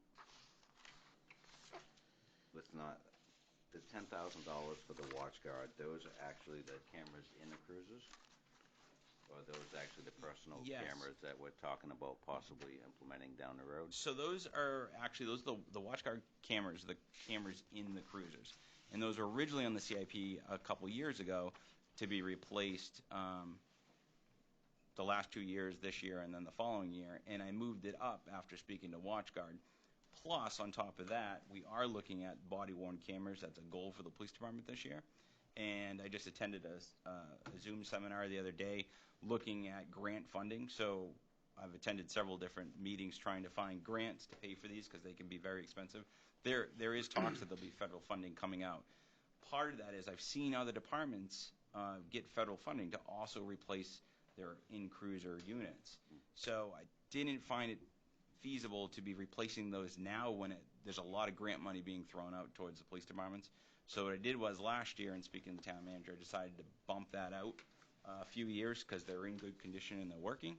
And I'm going to see if I can get federal grant money to pay for our WatchGuard units. At the same time, I get body-worn cameras for all officers on the department, including myself. We'll all have body-worn cameras as our goal. So then probably what we'll have to do is modify, say, the 10 years. So even if we get grants to initially buy them, then at some point we'll actually have to have some type of plan to replace them, right? So correct. That would actually probably fit within that $10,000. And it'd be over several years where we work it out. Okay. Any other questions on police? If not, we'll move forward.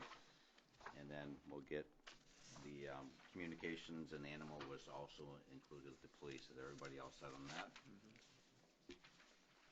And then go ahead. I think the next one was on fire that we actually had a few questions on. Is everybody else set on the fire? I just got one more question on fire. We have been putting money away in a reserve account for replacement of fire trucks for the last 15 years or so. It's my impression that doesn't entirely work. Am I correct that we had to finance the last fire truck through a bond or something?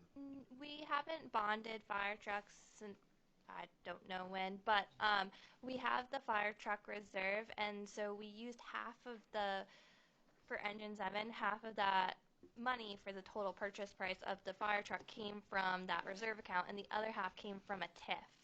Oh, really? Because some of our TIFs are set up for public safety. Yep. So by doing this, we're not going and getting additional debt. We're able to pay for large capital items, with TIF or with reserve accounts. But I will segue into Nate that in this 5 years, we do have some fire trucks coming due in its useful life. And at this point, I'd just like to have Nate. Even with that being said, I mean, one of the things I think we've done over the years is there was actually a really good capital plan put in place. And it's supposed to actually step as years go. So, 50 one year, the next year maybe 80, then years down the road 100. And it was always a low-hanging fruit. So I don't think we've always maintained some level to that capital plan, but we've never funded it to exactly what it was supposed to be. It's hard to pay for something you don't have. Exactly. So that's where I think that TIF came into play, that we're able to still purchase a vehicle, but it wasn't 100% from what we had saved in the bank. It had to be from other areas. So if that's... So what you'll see is in fiscal year 2025, there are 2 vehicles that are up for replacement. And these trucks aren't getting any cheaper. And even, where's the other one? Right there. And then the following year is Resident 10 in 2026. So what we're looking at here is quite a bit of money coming down, and these fire trucks aren't any cheaper than what they were. Matter of fact, Engine 7 today is $100,000 more than what it was 2 years ago because of the inflation of everything that's gone up over the last 2 years. So what I would like to, one of the things I want to do is looking at how we're running today versus how we're running 15, 20 years ago. without having the staffing to get trucks on the road and crews actually having to determine what truck do they bring on this call. And the one I really like to look at is when the firefighters in Lisbon Falls come into the fire station and they come in for a car accident and they don't know if they should be bringing engine 7 or they should bring rescue 10. Because during the daytime, I do not get a truck out of E.T. Smith. All those members work daytime jobs. So they have to play a little bit of emergency call triage to figure out which truck they're going to bring. So my thought process is to take engine 1, replace it, take rescue 10, replace it with a combined unit. That would be, it'll be a higher cost truck than we got now, but over the course, we're buying one truck versus buying two. And then engine 2 is a 2000. That's truck is pretty. It's not set up today, doing it for what its current job is and how it was designed 20 years ago. It's now being used as a water supply truck.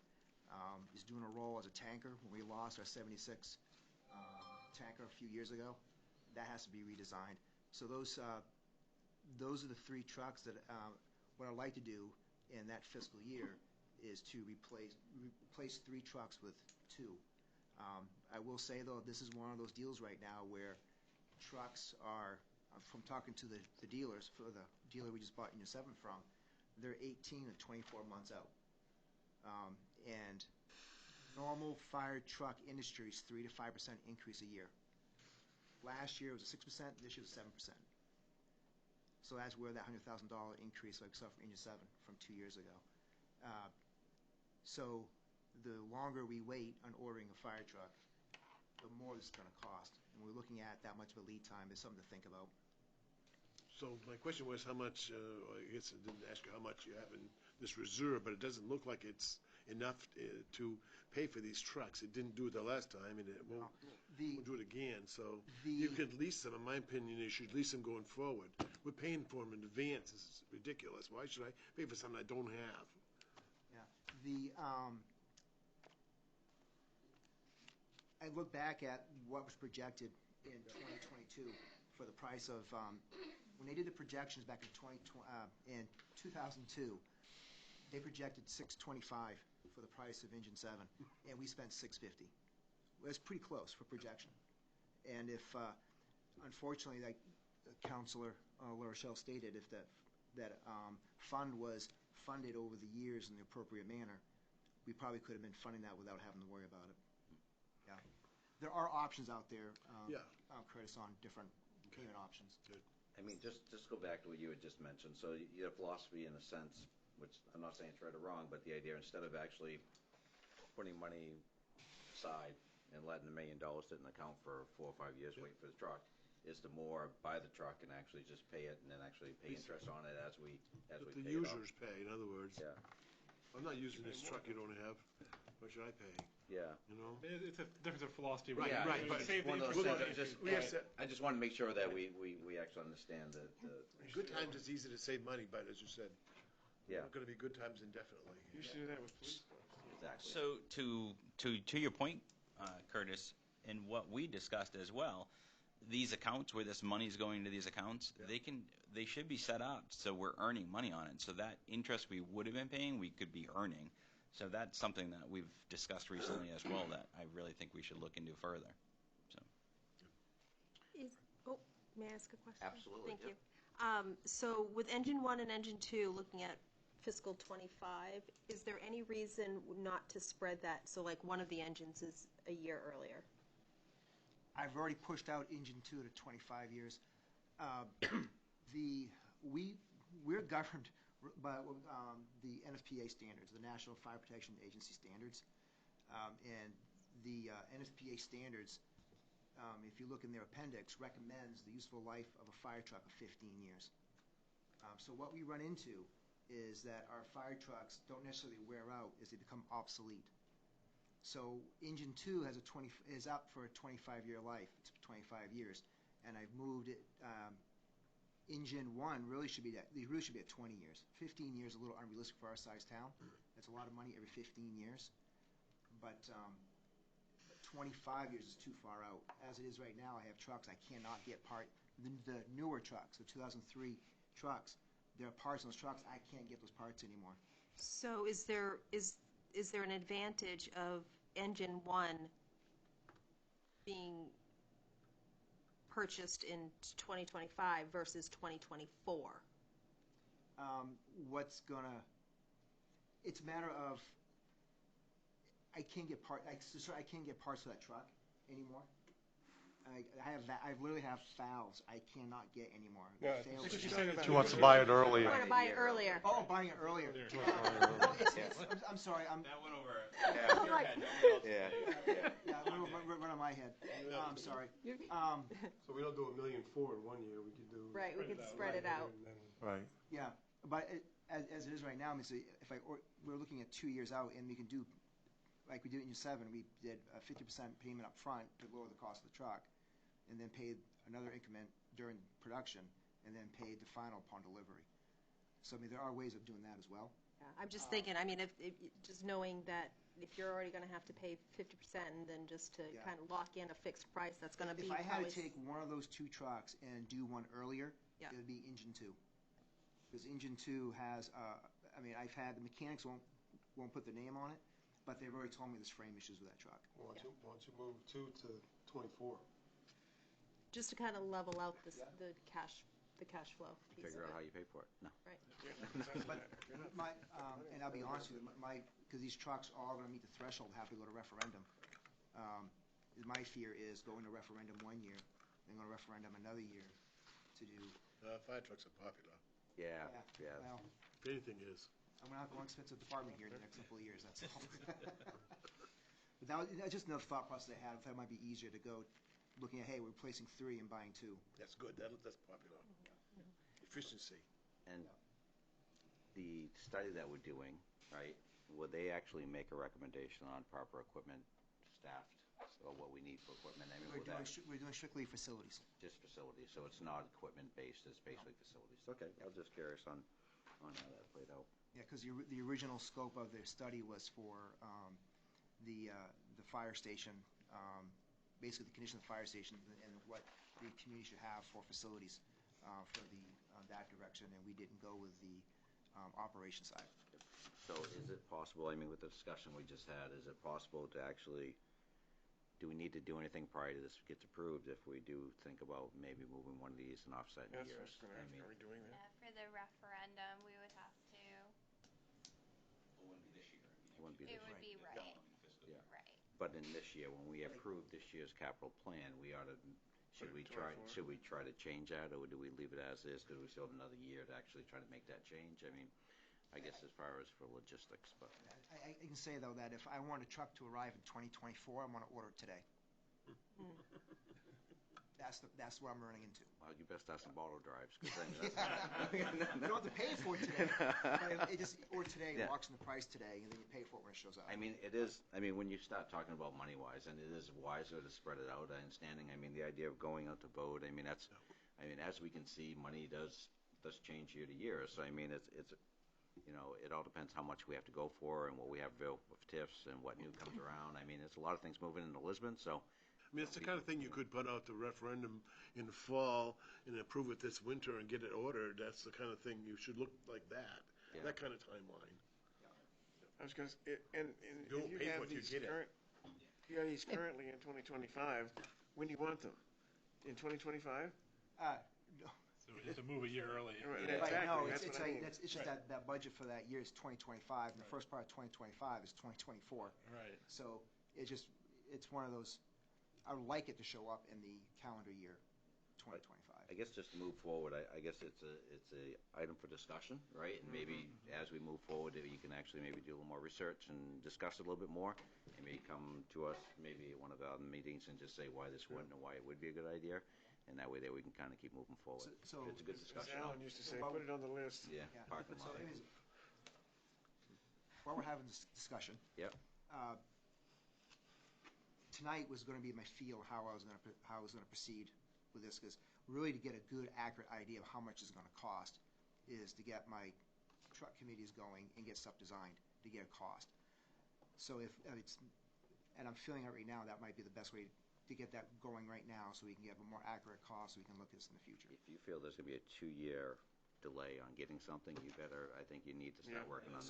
This is what I've been hearing in the past month. That's what we're being told. Month and a half, yeah. Mr. Chairman, if I may, if you have thoughts of putting a referendum out in November, we'll need that wording in August. Yeah, well, that's, yeah, For coming up. so, Let you folks work on that. yeah. Thank you very much. We appreciate the discussion. Anything else in the fire department as we move forward? Nothing when we get to the next one. Next one's going to be Parks and Recreation. Parks and Recreation for fiscal year 23 is $61,200. That includes a new 1-ton dump body truck for $50,000 to be funded through unassigned fund balance, and $11,200 to replace the 2008 Rhino side-by-side UTV to be funded through the municipal budget. The UTV is an integral piece of equipment for trail maintenance in our parks and our trails. Do we have any questions on the Parks and Recreation? Just one, I mean, what is the side-by-side we have right now? What year? That's an older one, right? 2008. Yeah, my Rhino. So, Trail Club. yep, so that's the 2008, and we're actually looking to replace it? Yep.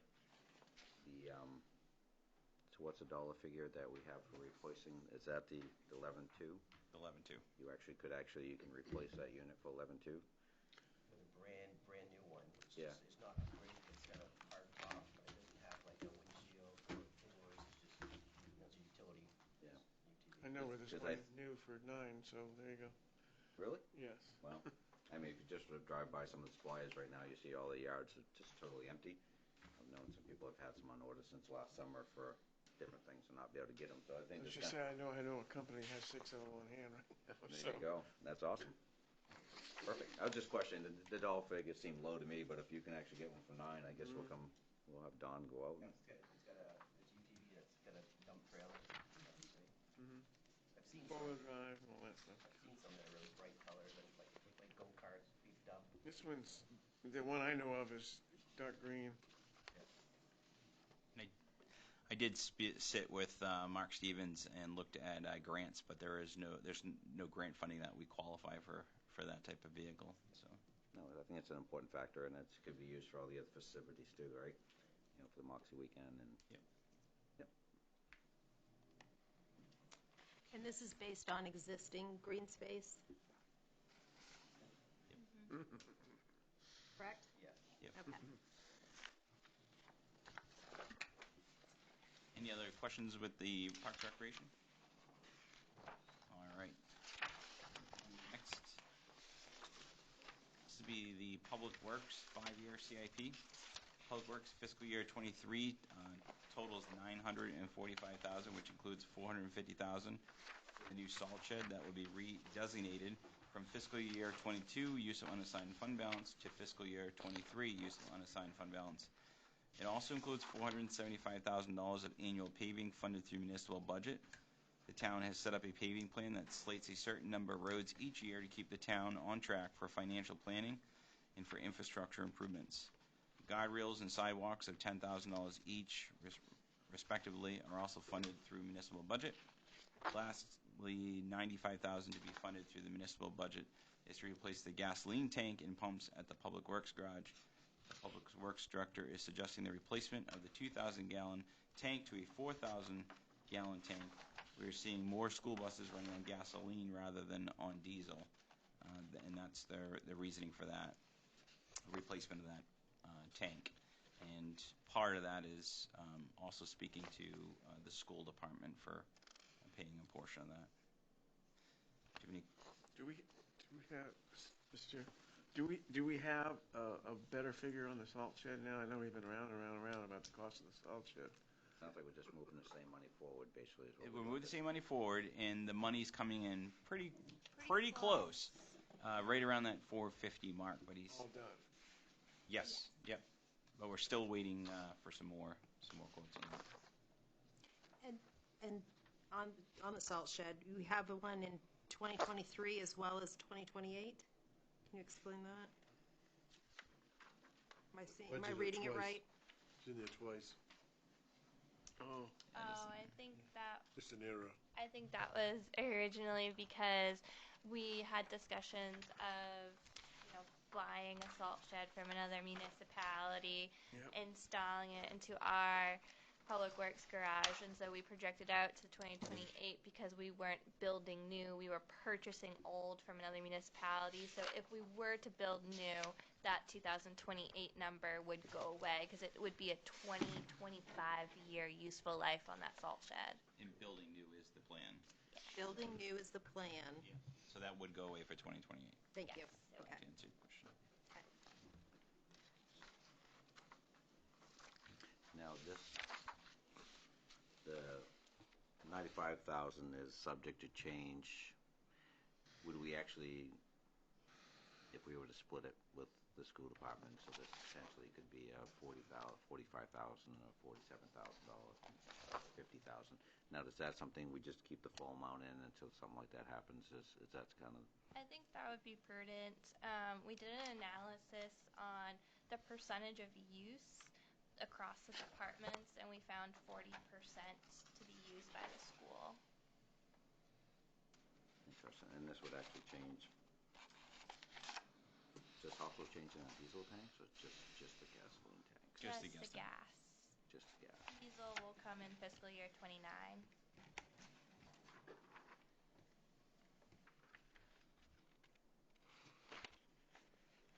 Any other questions?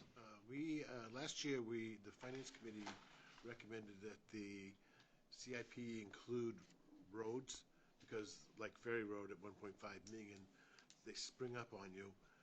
There's 60 miles of road, $60 million at least out there, and it ages just like you and I, and at a certain pace, and so you really need to plan on road projects, even if you can't see them, but they should be able to do enough of a job evaluation of roads to see them. I know Diane said there wouldn't be any more, but in the next 10 years, it's unbelievable, from what I can tell. So I think they need to include roads in this. There's a capital asset, and it's the most valuable one you have. And we're not currently, no one's looking for the future highways. long term. They're in the Paving, not actually the rebuilding. Talking about paving? I'm not talking about paving. You're talking about rebuilding. Oh, rebuilding. The Ferry Road's a rebuilding project that came out of nowhere. And it's going to be more of those, and we don't know which ones, we don't know when. But don't expect there won't be any. And they'll just surprise you. There'll be $1 million problem right in front of you. Ferry Road came out of nowhere. No one saw it coming. And I think that would be a very good topic. I'll bring it up to the Public Works Director. I think that's good to have on the, the forefront, and At least do an assessment so we actually have a better idea. We talked about this in Finance Committee. We thought, when we talked about Ferry Road, it didn't appear there was a clear methodology being used for assessing what condition roads are in. And speaking of Public Works is transfer station, or any modifications or any need in that area. I know we've talked about fee revenue strategies, but are there other possibilities? That would actually be on the solid waste coming up. Oh, did we not? Oh, sorry, thanks. No problem. I'm just speaking out loud because I wasn't sure myself. Yeah. I mean, the roads is kind of interesting. It'd be nice to have analysis. It's one of those things where it kind of goes back to your philosophy about the fire trucks. Do we really want to put $1 million not knowing where we're going to spend it? But yet, on the other hand, we know we're going to spend it. It's just when and where, right? I mean, bridges the same way. What our portion of bridges will need to be done. I mean, I know little ones cost a lot of money, and I'm not sure, even like our 196 bridge, it's a big bridge. It's been there for a long time, but I don't know when that's stated to be replaced, or if there's even a timeline. I mean, maybe Public Works has a system in place, ratings for each road, but I suspect they don't. We used to have a pavement management program we used, but you need an engineering kind of solution where you evaluate each road, have a page on each road, you know the condition, lifespan, and the roads only live to be like us, 50, 60, they don't live to be 100. Good for 50 years. When I first started working here, Ferry Road was dirt, and Pinewood Road. Yep. Dirt. Wow. That's dating you, Harry. But the horse went down it really well, right? On the positive side, it was like dirt road. 4 or 5 years ago, we got around to putting 475 every year in for paving, so. Yes, we come a ways, yes. Yeah, instead of bonding that. But I'm willing to finance them more. It used to be they were so cheap, they wouldn't finance them properly. Are there any more questions on the Public Works 5-year plan? CIP plan? All right, seeing none, I'm going to move on to the next slide, which is the solid waste 5-year CIP. Solid waste has 145,000 total for a tractor trailer slated for replacement in fiscal year 23 to be funded through unassigned fund balance. I know that this is a truck that they worked on extensively this past year and put a lot of money in, and it's been in the shop more than been out on the road. Are there any questions on this 5-year CIP plan? Solid waste. Now, some of the, and just to go back with the finance committee, the improvements, I mean, there was actually, I think the only thing that really was stated on this in years past potentially was actually scales, which actually I guess came to prove that they wouldn't be legitimate, not legitimate, but wouldn't be cost effective, right, actually because of routing and the cost of them.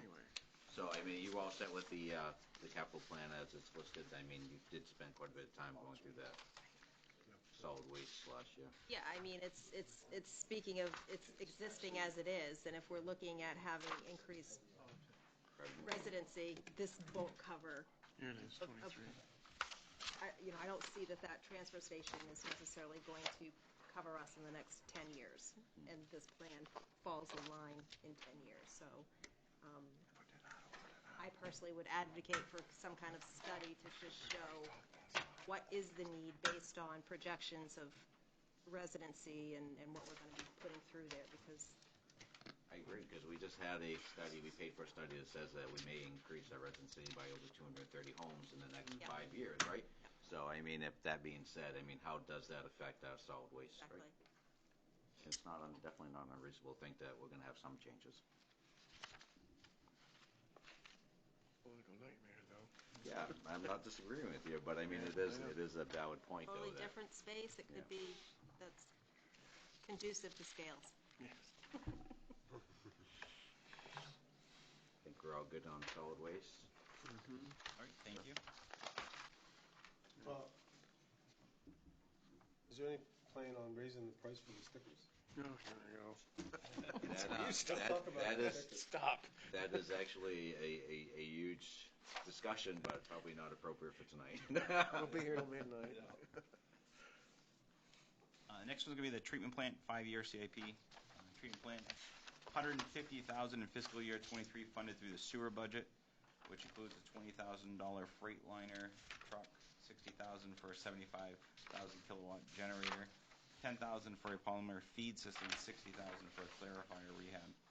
The Freightliner FL80 truck was purchased used at a state auction in 2012 to 2013. It was due to be replaced in the prior fiscal year, but was removed due to the pandemic. A 75,000 watt generator is to be replaced. A 70s era portable generator currently in use for power failures at 9 of our 12 pump stations. The polymer feed system is to be replaced to replace the now obsolete system installed in 2007. The clarifier rehab is to rebuild and refinish the interior of the clarifier installed in the early 1990s. The steel framework is rusting and the equipment is mostly original. I have a question. That 20,000, is that a legitimate number to replace a truck of that size? I mean, is that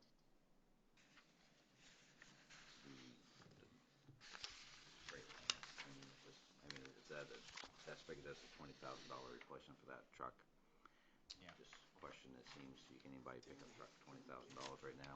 So, I mean, I'm just kind of curious if are they looking to buy another used unit? I mean, is that what they're thinking, or? I think they would, but I would like to have Steve answer that in more detail. But I think the 20,000, that truck's referred to as our boom truck. It's the bucket truck. So because that one was bought through state auction previously, I think he would be looking to buy it used again. Is that the same one that the Public Works uses also? They have used that, yeah, 'cause it's got a hook on the front of it. It has a hook on the front of it, yeah. Barrett, if I could interject. Sure. I'm not sure, but when Ray and I went there for the walkthrough, Steve showed us a truck that needed a body, but the frame was all good, so maybe that might be, By the body. that might be Yeah, just that was the truck. That putting a was that body on truck, it. Is that the Yep. one? So he may just be replacing the body or pieces of the body, because he said the frame was in really good shape.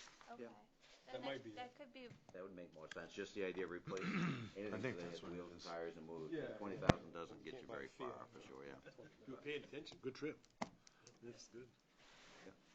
I have a question on, does this treatment plant incorporate any of the upgrades that were discussed at the last council meeting? Necessary or needed or planned? No. From an infrastructure standpoint, I mean, the pipes themselves are hard too. And from my understanding, those are 100-year-old pipes that we're replacing.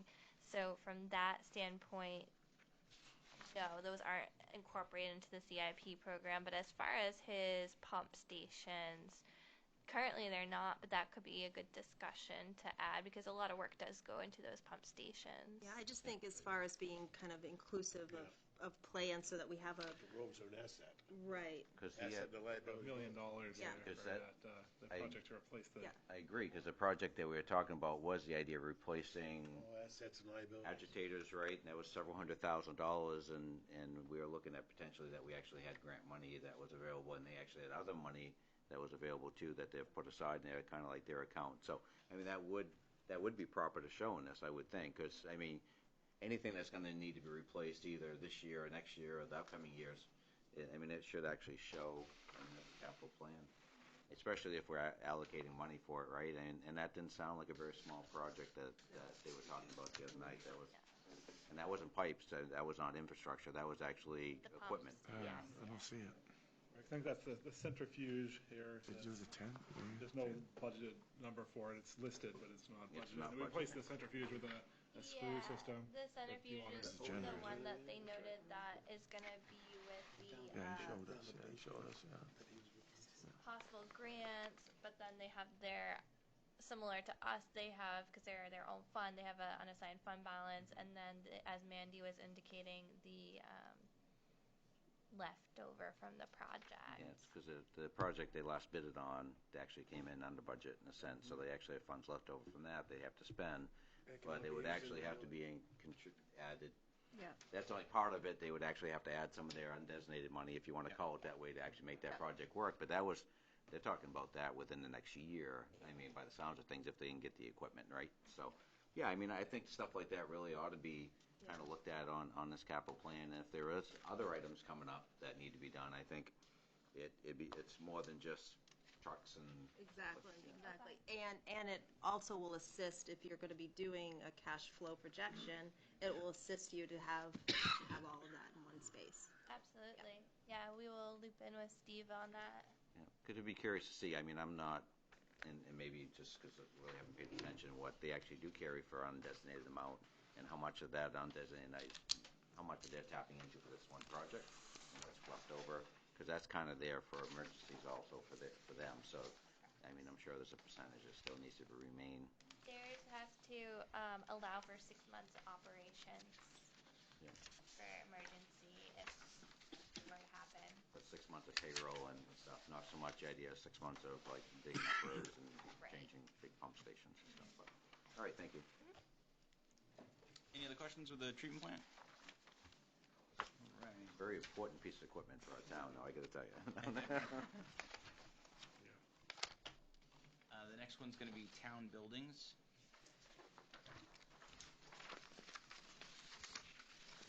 As far as fiscal year 23, this coming year.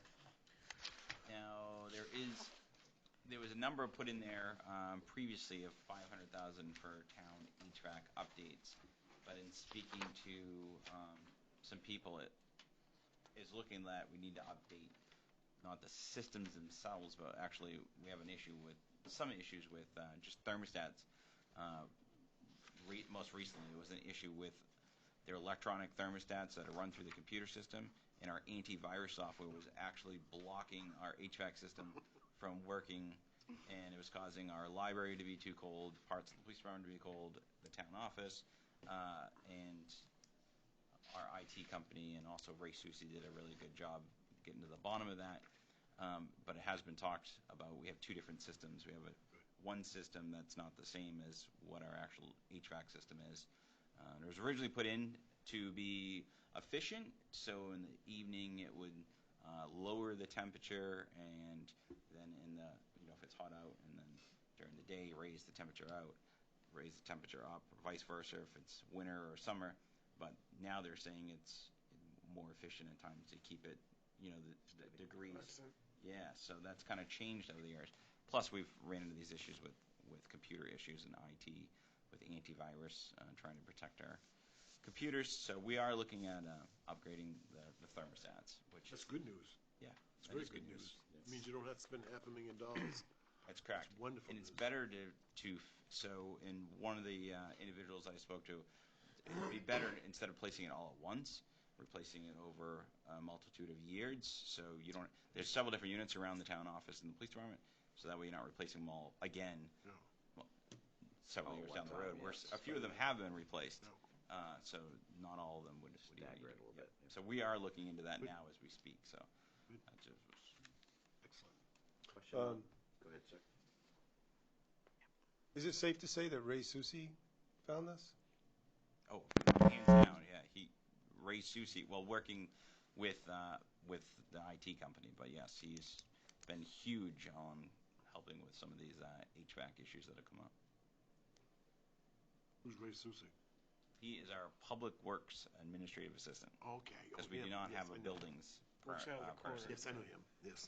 I came in one day, he was building desks, so the guy definitely has skills at all levels. So originally this came up because Pretty good at when I wasn't in this role and I was the chief of police, because we don't have a buildings maintenance person. So on my side of the building, I didn't have a way to access the thermostats, and I came to this side of the building and no one had a way to access thermostats. Ray took it upon himself to start doing some research to see if we can get the software. Reached out to Siemens to get the computer software, got it downloaded, and then it was a lot more complicated than that. And basically, all the town systems are operated through this computer system in order to regulate the HVAC system. So definitely took a lot of work on his behalf, but also saved the town. It's probably. This probably isn't the place, but it would be, I think, worthy to think about a rewards program for employees who come up with things like this that save the town some money. If we give them something for their, could be something. Whether it's a gift card or something, just to recognize that. That's the kind of thing And put that out for all the other employees if they come up with something that saves the town money. Actually, it was in Diane's goals. That's beyond what you expect of an employee. Exactly, yeah. But that's not for here. Maybe that's something we can talk about later. Absolutely. Perfect. And I was mentioning that was in the town manager goals for one of the recent years past. It didn't happen, but yeah. Now it's in my goals. Okay. Going on the theme of the treatment plant, like the generators that we're just replacing, those weren't actually on the plan, but they're pretty pricey. Correct, they are now. But actually not listed on this right now. That's only 5 years. 5 years. But so the 10 years out or 15 years out, they're actually on that now for replacement down the road. They are. I can't remember off the top of my head, but I do have that listed out for the town. At least 20 years. I was actually thinking it was that I have it slated at 15, but we have 15, 20 years is a long time for any equipment, but yeah. Well, that's good, because that was one of the 15, questions. so, yeah. I mean, once we actually, that's... That was one of the first things I did actually that night. Yeah, I remember, I'm like, why are you having to, But that was my first introduction to CIPs that night. I got the message? I understood loud and clear. Perfect, thank you. They're important, though. I have a question on the town buildings, and is it the school or the town office is the emergency spot, shelter? School. So the school has a shelter, but we also here at the police department are Warming center. So is there any need for any additional capital expenditures to improve that I think position? Or are we good? We're good. I mean, we're in a good spot right now. And actually, people have actually used it more so in the summertime when, as a cooling center. We've had quite a few people actually come in that this past summer, so it's been good. Okay, good. Can I ask a weird question? So I don't see a lot, I mean, I do in 2024, but I don't see a lot listed over the 10 years even. What am I missing, I guess? Like, I feel like we've looked at all the others, and I'm like, and I'm not saying spend, but I'm just kind of curious. Like, you talked about the HVAC system and dealing with Burgess, and then you've got heating system on a couple buildings, but nothing else over there. So I'm trying to, from an outsider, help me, I guess, understand why You it's. like roof replacement I and think, things like that. I think one of the problems we've had, and he's alluded to it earlier, is we don't actually have that reactive and proactive thing. Right now, we're very reactive, right? So if something breaks, we tend to fix it. We try to generators, the perfect idea. We always knew we had generators. We knew they were obsolete, but oh my God, we got to replace them, right? And that's no one's fault because there was really no one's job that was responsible for saying this generator is this year, its life is up. Basically goes to the point where they get so expensive to repair, and now we have to look at replacing, right? I think if we actually had a person that was more responsible for looking at building maintenance, we could actually get a little bit longer term plan, because without a doubt, looking at, you're absolutely correct. I mean, there are things that are going to happen to our buildings in 2029. There are things that are going to happen to our building in 2025. The question is what, and unfortunately, we tend to be more reactive, and unfortunately, better planning our cash flow would be done if we had a better idea. We may have. You know how we fix that at this point, besides the idea of, I think it's definitely worth the conversation. I agree that there's got to be something else that needs to pop up. I'm not a building person. I'm a chief of police, and I know what I need to do to make sure my building's operating efficiently. And I can say that several repairs at the police department were made after I became chief, because I saw certain things that needed to be repaired. I own a home, so I know what kind of needs to be repaired. But on the big scale of things, I don't know what's up in the ceilings. I don't know what's in some of the closets and what the lifespan would be on some certain things. Electronics might be easier than others, but as to Fern's point, yes, There's a number of footnotes that explain some of that stuff. I don't know if you've seen it, but they talk about the roof at PW. It was placed into service in 2012 and given a 20-year life. It's forecasted to be replaced in fiscal year 32, or when it fails, for a projected cost of $35,000. So there's a number of footnotes that might explain some of those blanks. Even in 2032, there's nothing. Been quite a lot of investment over the years in buildings, so I think overall, maybe that's why. I mean, I get what you're saying. One of my comments is that the charter requires a 5-year plan, but it doesn't require a 10-year plan. I know you can do it if you want to, but I think it's a waste of energy and efficiency.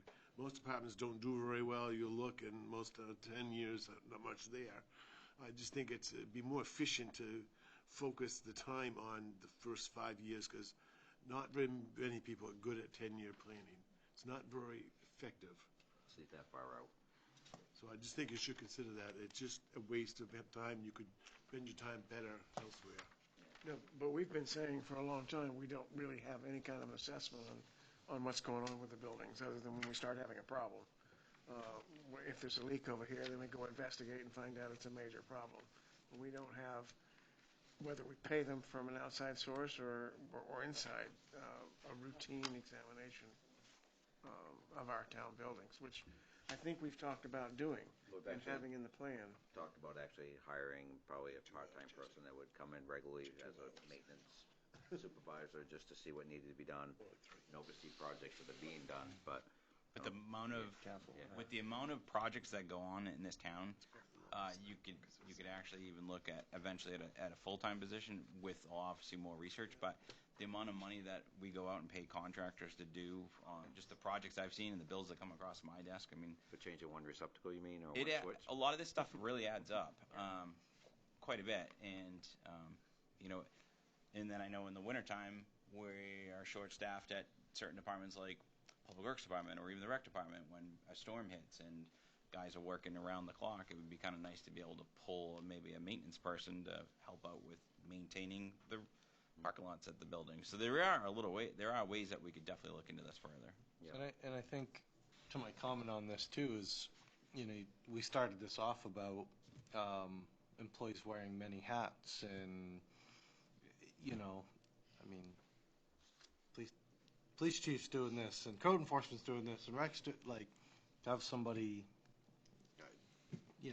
be a spearhead of that would, I think, alleviate some of that stress and staff, and I understand that cost, but there's a benefit to that cost too, I guess, is just what I'm seeing. And possibly a contractor agreement as you do with the assessor, I guess, right? There may be something to start out with. Yeah. That kind of, just to come in once or twice a month to review and then, work with the Public Works or whomever to lay out a plan, so. I mean, it's a good point, because we actually had a dedicated staff person that actually helped us with the heat, right? Yep. And who knows how many of those other items that we could be fixing and actually saving money or being more efficient. So I think it's definitely a note to actually make a note to have further discussions on. I'm not sure if it fits into the budget that we're presenting now, but. About halfway through CIP, and we got a few more things to get to, so I keep moving here. Yeah, keep moving. I mean, I have all night, but I don't know if you guys have. So the next would be town office administration. The town office administration for fiscal year '23 is $44,127, which includes $14,127 for the ongoing town clerk records restoration project, and $30,000 for the assessing reevaluation, which we already spoke about. The $14,127 is to be funded through unassigned fund balance, and the $30,000 is to be funded through municipal budget. The reevaluation target date is 2031, and we would need approximately $300,000 for the reevaluation. Keeping in mind financial planning, is recommended to set aside $30,000 each year into a reserve account to be able to pay for the reevaluation in 2031. This is including the assessing budget. Any questions on this? Okay, seeing none, I'll move on. This budget is the technology budget, 5-year CIP plan for the town. This year, for fiscal year '23, is $70,000 for the town office police security camera system. So these are all the security cameras around the entire building, inside and outside, but also upgrading all the entrance panels for the existing entrances to the electronic entrances to the town office. This is $70,000 was the number that was set aside just from preliminary and talking to several different vendors. However, there are security cameras that we have now. They're pretty old and dated, and they're not the quality we need for the protection that we should have here at the town office. So. Yeah. Question: is that any additional or just replacing what we actually have? That's for a new system and 2 additional. So our cannabis companies in town far exceed the level of security that we have here at the police department and the town office, to the fact they even have license plate recognition. So that actually does include license plate recognition cameras as well, kind of copying off one of the cannabis companies that they're actually doing it right. So if something's to happen, they want to be able to make sure that they have adequate video to take care of the situation. And the same here, heaven forbid something happened at the town office. We want to be able to be proactive if we see something starting to go on. Right now, well, I don't really want to get into our security too much on live, but so it's something that definitely needs to be addressed. The question I have is Public Works, library, solid waste. Do we actually have any security? Yes, we have this last budget year. We did start doing that, and we do have cameras down now at Public Works Department. We have cameras also at the library. So those don't need to be replaced now? No, they're brand new. Okay, Yep. so this is basically for this facility? Correct. The rec department. And the rec department has a large surveillance system as well, inside and out. Any questions on security or the town? The OPR, have we talked to Stockford about privacy issues with that? Is there any concerns about? Well, we can. We most certainly can. But public. It's public way. So As long as they're not in the bathrooms, you're fine. Good point. Well, I mean, license plates are in bathrooms. Yeah. But we most certainly can. Yeah. Because wasn't it South Portland that had license plate recognition and they got rid of it because of? I think it was a town decision, but they still have those across the state. No kidding, huh? Who else has those? I can get those for you. It's come up before with grant money. Any other questions? The cruiser laptops, is that under the police, or is that under here? Like, it's listed here, but there's no. Those were replaced last year. That's why they're listed. Yep. When did we last replace the main server here, the town office? Like, what year was that? 2 years ago, I think. Was it this year? Just a couple years back. Yeah, it was just a couple It years was, yeah, ago. it was just. Right, I mean, they have to be replaced fairly often, so. Yeah. And the cooling system, I think we actually put a climate control in it. Any other items, questions on this particular one before we move forward? Seeing no one jumping, go ahead. All right. Now this is going to jump into the 10-year plans. So we just went over the 5-year plans, and these are obviously looking way out into 10 years. We have to? No, this is just a summary. Just an overview, yeah. Yes, okay. Because I've been looking at the Can we tens get all debts? along. Yes, right, yeah. I know, me too. Okay, so we'll get into the debt structure for the 5-year. And Do you have a debt page structure for for the 5-year, as mentioned previously, in fiscal year 23, it's looking at a $570,473 for committed general obligation bonds and $322,525 for the proposed RD loan, which is with the sewer budget, so a total of $892,998 for fiscal year 23. Now that's inclusive of the new Pinewood Road reconstruction general obligation bond for principal and interest, and the Ferry Road is just going to be reflective of interest because that principal portion won't come due until fiscal year 24, and that is a 15-year bond. Of note, in fiscal year 22, we did pay off 2 bonds, and these bonds that are listed are not exclusive to the town. There are some that we split between the water department and the sewer department, but overall, as far as the debt ratio is concerned, we're in really good condition, low debt. And you can see that in the projections that we're going to continue to pay off debt by fiscal year 2025. You'll see another bond be paid off completely.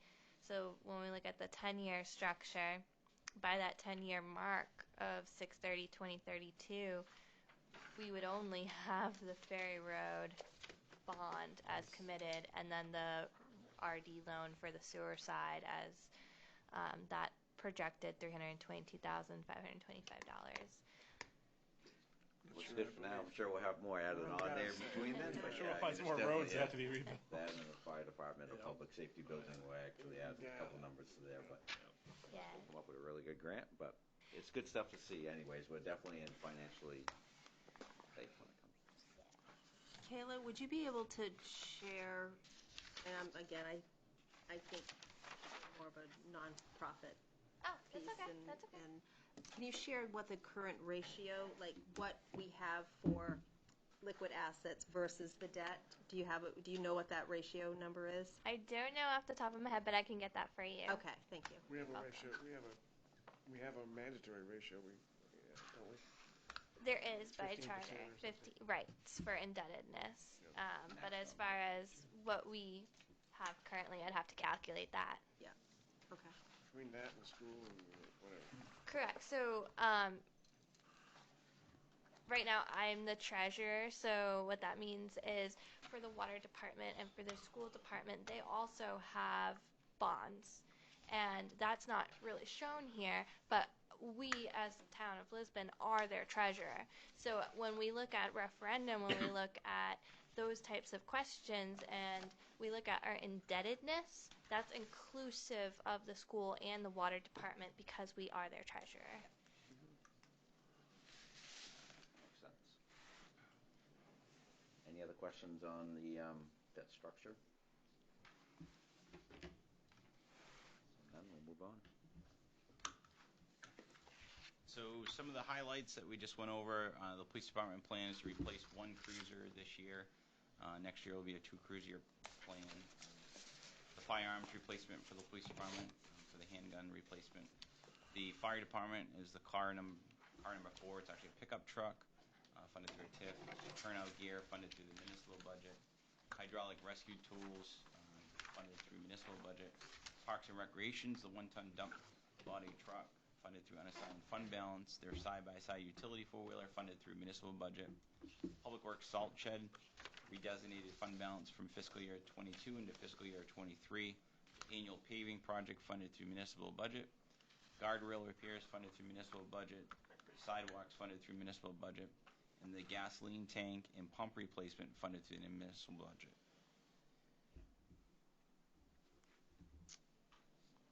Moving along, solid waste, tractor trailer will be funded through unassigned fund balance.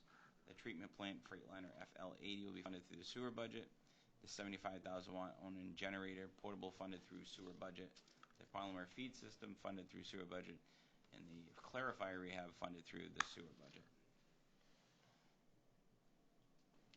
Are there any further questions on the CIP plan before we move into the other parts of tonight?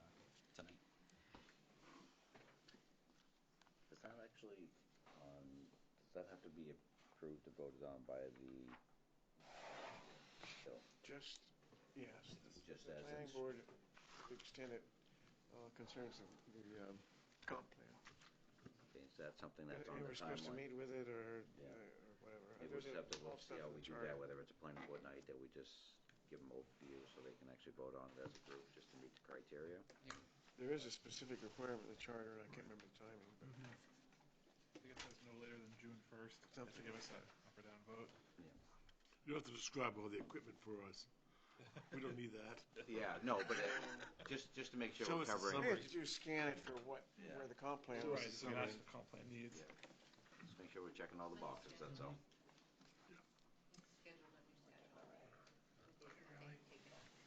Yeah. It is on timeline that the Yep. planning board will actually vote on it, Yeah. so we need to actually present it to them prior to that. Town manager or somebody. Yeah, fine.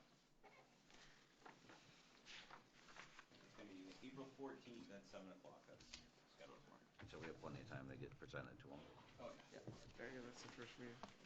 All right, if we're good with that, we'll move on over elected officials. We'll move to elected officials. Books. Now we get to unwind the book.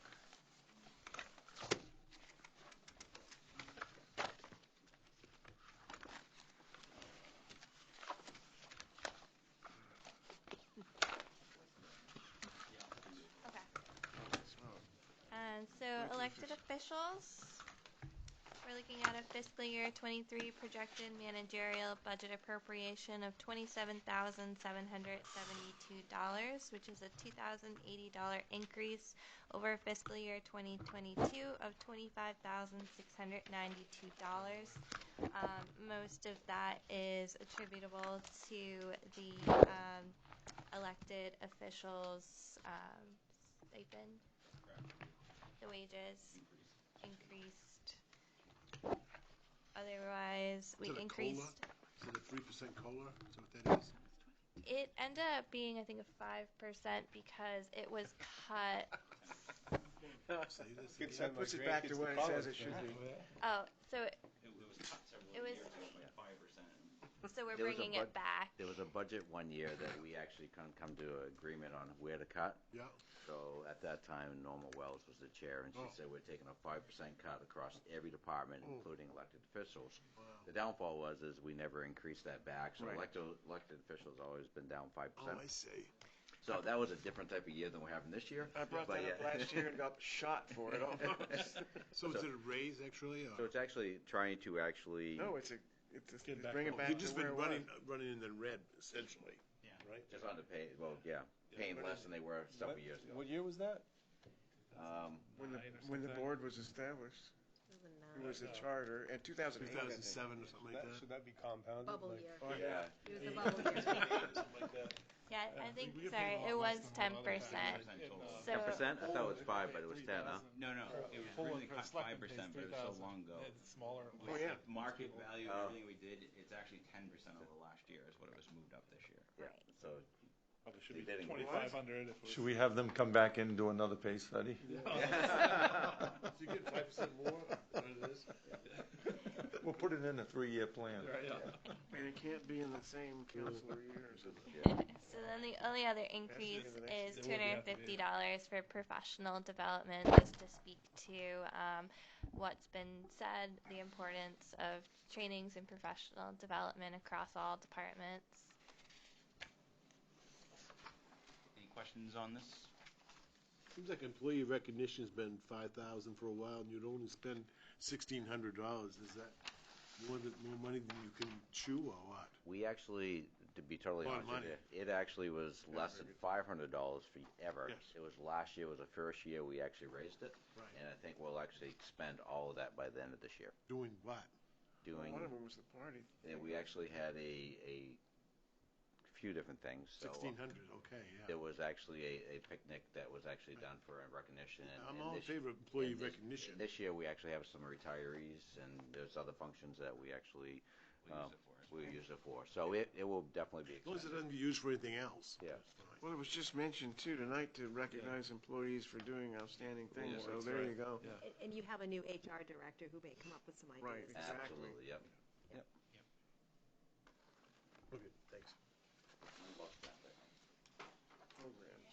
Okay, if we're good there, we'll move on to the town manager's budget. Number 3.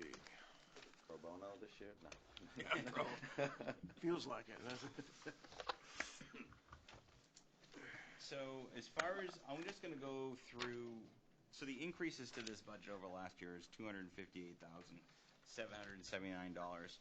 And what I'm going to do is I'm going to switch to the actual individual line items so I can go through and explain. The town manager's wages, we went off and this would be the maximum that someone would be brought in at. Through the market study, it came in at $111,220. So that was an increase over the last town manager of $102,000, but it gives us a range in order to bring a new town manager in. The non-supervisory wages, that would be for an assistant town manager and a human resource director. The assistant town manager salary we set at the higher level, which is the $88,000, and it's a range between $80,000 and $88,000 depending on where we bring them in at. And then also the human resource director, which is a new position as well that was during this last budget, is $77,917. So that makes it the $166,000 on that line item. The administrative wages is for the administrative assistant executive secretary at $52,000, which currently is vacant that we're trying to hire for as well. And then with those wages, that obviously increases the unemployment, workers' comp, main peers, and obviously with the retirement set at the $33,581. That's if those positions are all taking the health insurance. If they don't take the health insurance, obviously it's going to be drastically lower than that. But we don't know who we're going to be hiring for people or what they're going to need for health insurance, so we obviously have to account for that. Excuse me, next line down. I was in the wrong one. That was the retirement. The health insurance rather was $99,408. Sorry, I misspoke there. So that's the one we don't know if they're going to take the health insurance or not, where that number will be at. And then office supplies was increased as well. And the last one that was a increase was the professional development, and that is something that we have across any departments that weren't utilizing trainings. We are utilizing trainings. So that was increased. We're going to have several new positions here, or new employees. It's important to get them properly trained. That was brought to the $4,000. That's going to include things that we need, such as the tax collector courses and certifications they'll need, as well as the MMA convention and trainings and various human resource courses. So this was an increase of $3,000, taking that very seriously to get training to our employees. We've already started that in this past budget. Our new HR director's going away for almost a week-long HR training that was recommended by Tyner Associates, saying it's the best one you're ever going to get for training. So they're going to that. We have a public works director that's going away to 2 different trainings, pretty long training. So we are taking steps to get adequate training, which has been talked about for a while. And that's just a few departments off the top of my head that has come up.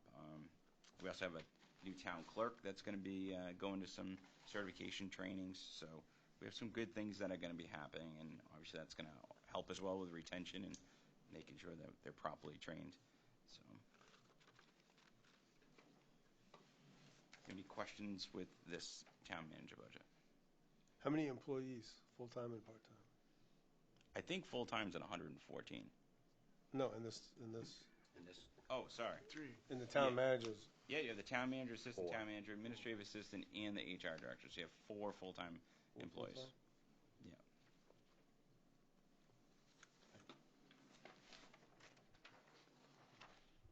Any other questions? Question of workers' compensation. It seemed like I read that your rating was 1.97. Is that what I read? And that's like double what it should be, so you must have injuries or something. But is there a safety committee that the town has? There's a safety committee that looks at these accidents and tries to prevent There's a wellness things. grant too that we I assume that must have come down because it looks like the number's lower than the year before. It's continuing to Even lower. though 1.97 is pretty high. Workers' comp did lower. It's continuing to lower, and yes, we do have a safety committee that meets. You'll have department head meetings certain times a month. And we've actually just recently brought up the idea of, instead of having it always be department heads, to have a way of getting others involved. It was brought up by the fire chief, and I agreed with him that let's start reaching out to the departments and have people that are interested within the departments to be on the safety committee. So sometimes some of the people, other than a department head, they have a sense of. It's really the department head who falls out of the truck. It's usually somebody else, right? Yep. So this was just at our recent department meeting the week before last, where we decided to change it from department heads and actually start to get employees within the departments that are working in the fields involved with the safety committee meetings in order. And those committee meetings are meant to actually alleviate any workplace injuries that can happen before they happen. Going back to some of the recognition we talked earlier, a lot of private organizations actually give yearly incentives, whether they're recognition for staffing that actually goes year-free, injury-free. So I mean, if Public Works went a full season without actually having an injury, that it would be a certain recognition for the whole crew. And I mean, that goes a long ways. It really does. And the only way we can do that is if we get them involved and really have that implemented. Safety meetings are good. Do you go to the next level wherever the injury occurs? Does someone go to that spot and then talk through what they were doing and how they got to the point where they got hurt? Because sometimes what you see, what comes out of that is you actually see what you could have avoided. Yes. So, knock on wood, since I became interim town manager, and I'm thinking since this past year we're going in the right direction. Good. I don't know if previous to me if they did that. I think that's a great idea. What we do have is any workplace injury, we have a form. There's no names listed on it. That way the form can come to the safety committee, and that way that department head can actually talk about the injury, exactly how it happened, because it's going to be the department head that. Yeah. Yeah. When you go to the employee that actually got hurt on his job site, you'd be surprised that they actually welcome that, because bigger discussions come out of that, ideas come out of that, prevention comes out of that. So it's just another level, right? And I agree. So just since I became interim town manager, something was brought up as far as their work environment, where they're at. They had a past workers' comp claim. So we're actually revisiting that workspace. We invited Mimic in recently to actually come in and do a real assessment on the work space, and they're actually coming back to formulate a plan on that workspace. That way we can prevent any injuries down the road, because we want to continue to lower that mod rate and make sure the employees are safe and not hurting themselves. Because it could really hit you in the dog. Oh yeah, absolutely. Yeah, when the injury employee that's involved, 90% of the time, they're the ones that come up with the prevention ideas. And and actually, to your point, they've actually been completely involved in trying to come up with a resolution to this. So it's been pretty helpful. Good. Sounds great. Any other questions on this? Okay, seeing none, I'll move on to the next one. Yeah, I'm going to turn insurance over to Kayla.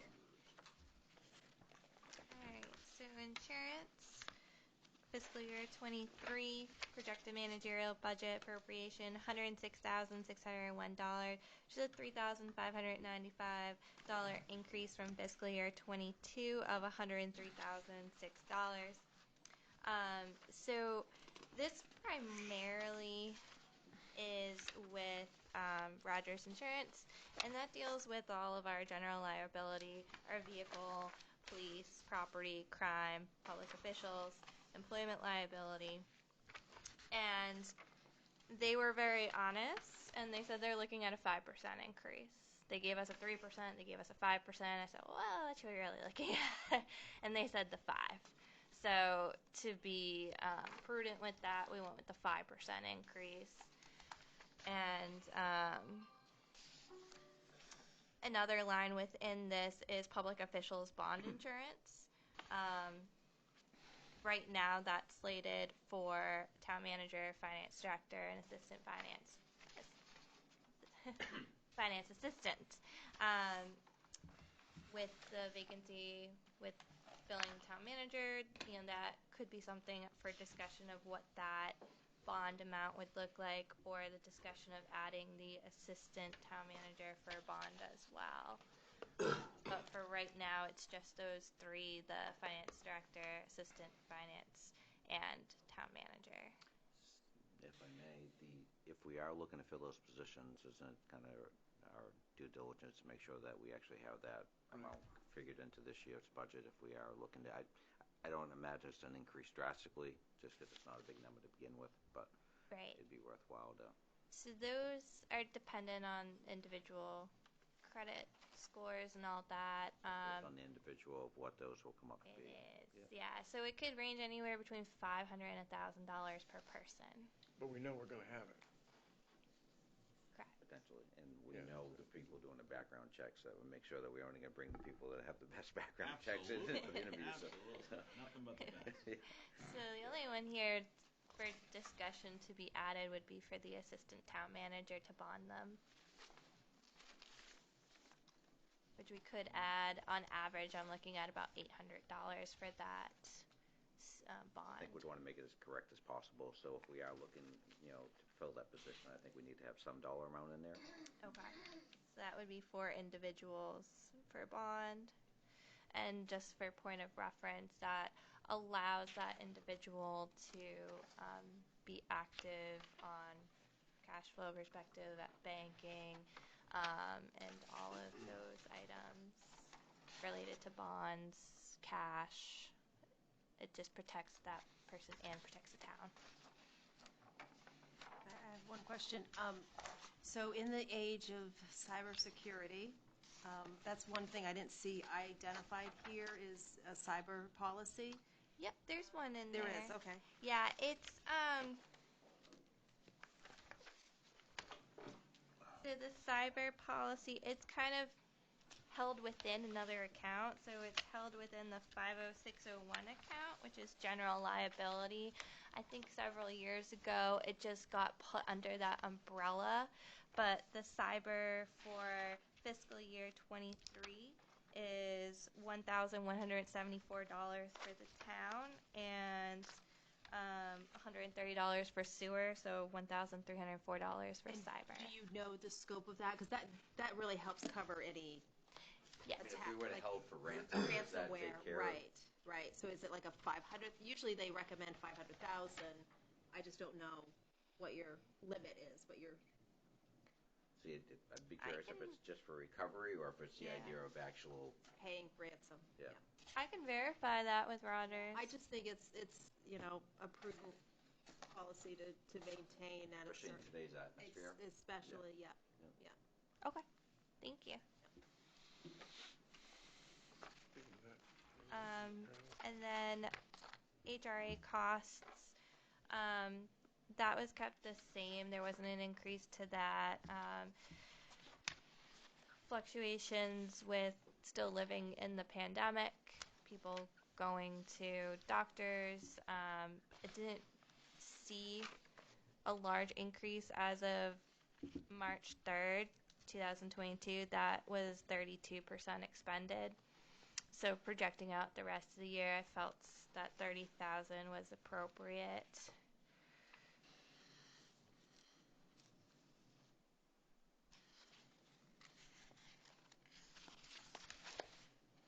Are there any questions on insurance? When it comes to the vehicle insurance, which I think is actually somewhat reasonable for what we actually cover to the community, does that have a yearly review of vehicles taken off and new ones putting on? Do you know? It I know does.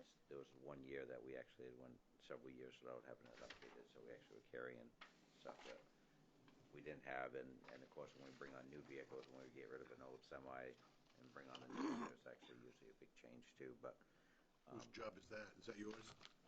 To make sure that gets done?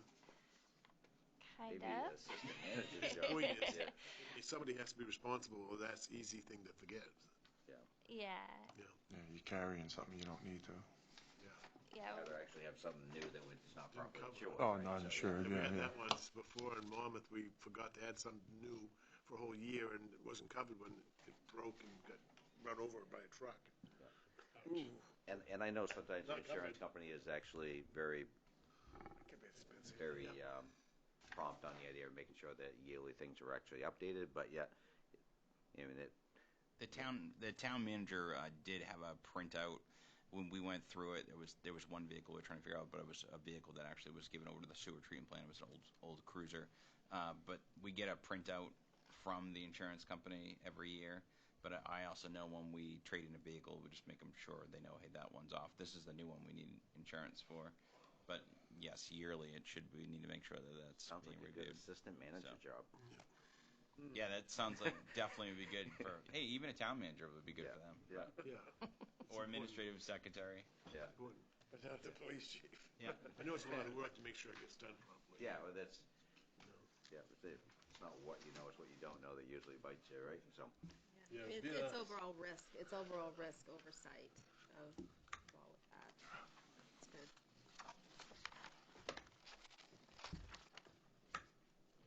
Any other questions on All right. insurance? Council Moore. I have a question. I'm assuming that the push by the sort of the left part of the parties to get rid of qualified immunity didn't fly in the legislature. Do you know if that's true for law enforcement? Correct. So, I noticed there's a critical incident insurance for non-union members of the police department. What about the union members?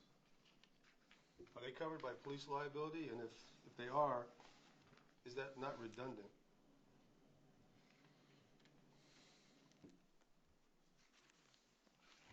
What's critical? What is that? Well, critical incident insurance is What's that? Described in Somebody gets shot. I forgot what it is. Somebody gets shot, you need to get representation, that sort of thing, right? I see. Or settlement? For example. What was the question? Who's covered? Is it double? Is it basically is double covered? So, police liability insurance. I'm just reading through it right now. I mean, I It's a feel like double check. we're paying. So would this be for like the chief and the lieutenant or something that aren't It's union? critical. I do know that we pay But for. they're covered by all police officers are covered by the police liability. So union, non-union, I don't know. No, critical incident associates is different. So, the critical incident insurance is for. Yeah, it's the chief, the 6 part-time reserve officers, and the lieutenant. Yeah, I know So that. who aren't under the union. Probably more. What's We're probably more with the Yeah, I town don't- rather than being What's the sued. difference whether a reserve goes to a critical incident or a full-time police officer goes?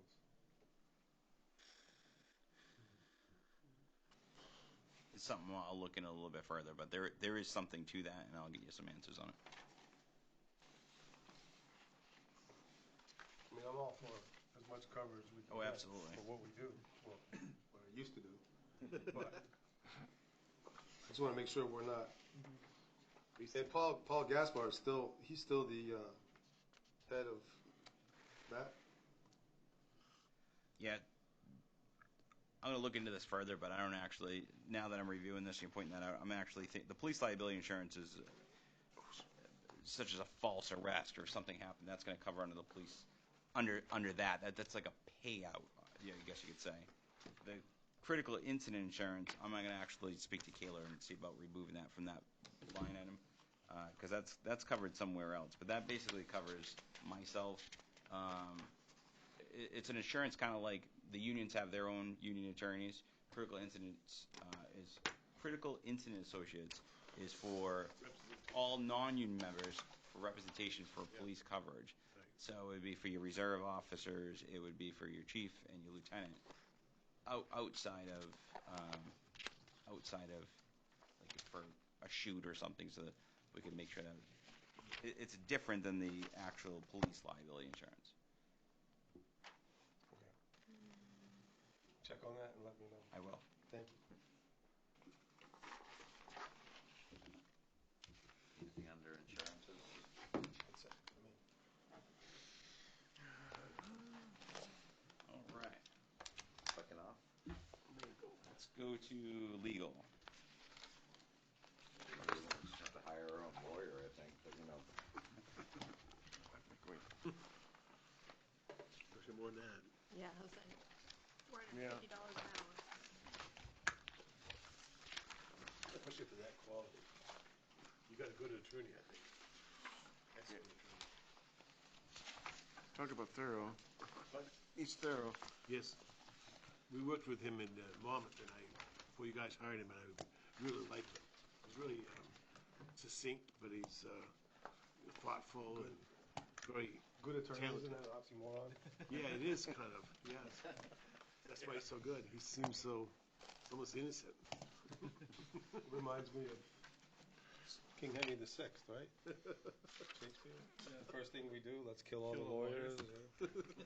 Moving along, so legal increase is going to be a increase of $30,000 due to increased legal matters related to personnel and COVID and lien processes.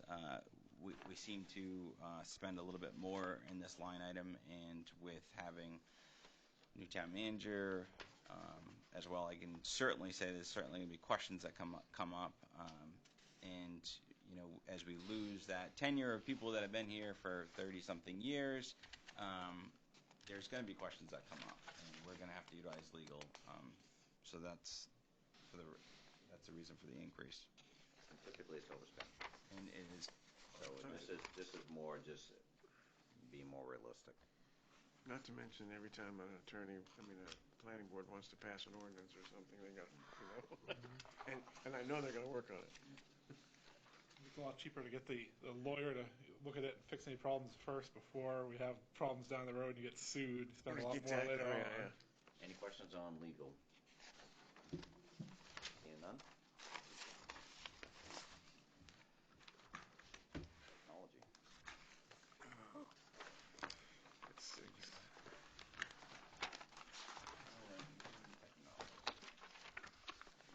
Glad we started at 6. If we would have started at 7, it would have been a late night.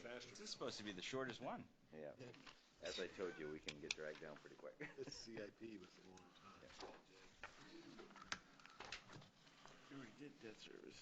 Okay, so we're going through the town technology account. We'll go over some of the expenses here. The equipment, which is one of the ones that we already kind of went over in our CIP, was the security system, the cameras and whatnot for the police department. That's part of that increase.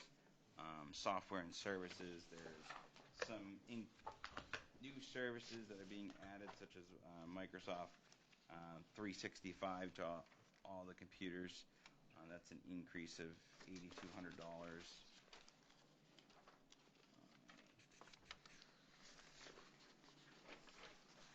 Internet web hosting, there's some increases there. Just going. And you have to do Microsoft because security. All the others are not being supported anymore, I think. Correct. Right? Yeah. That is correct. So there has been some increases as far as at the Public Works Department. As far as the spectrum, they're increasing had internet issues, so that's increasing their internet capacity, and so that was one increase.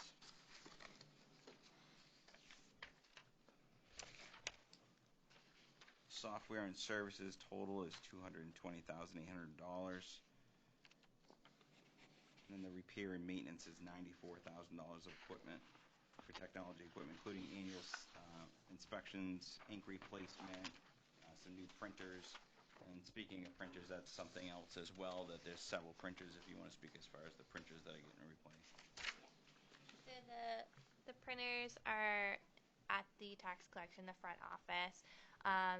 Those printers are probably older than I am.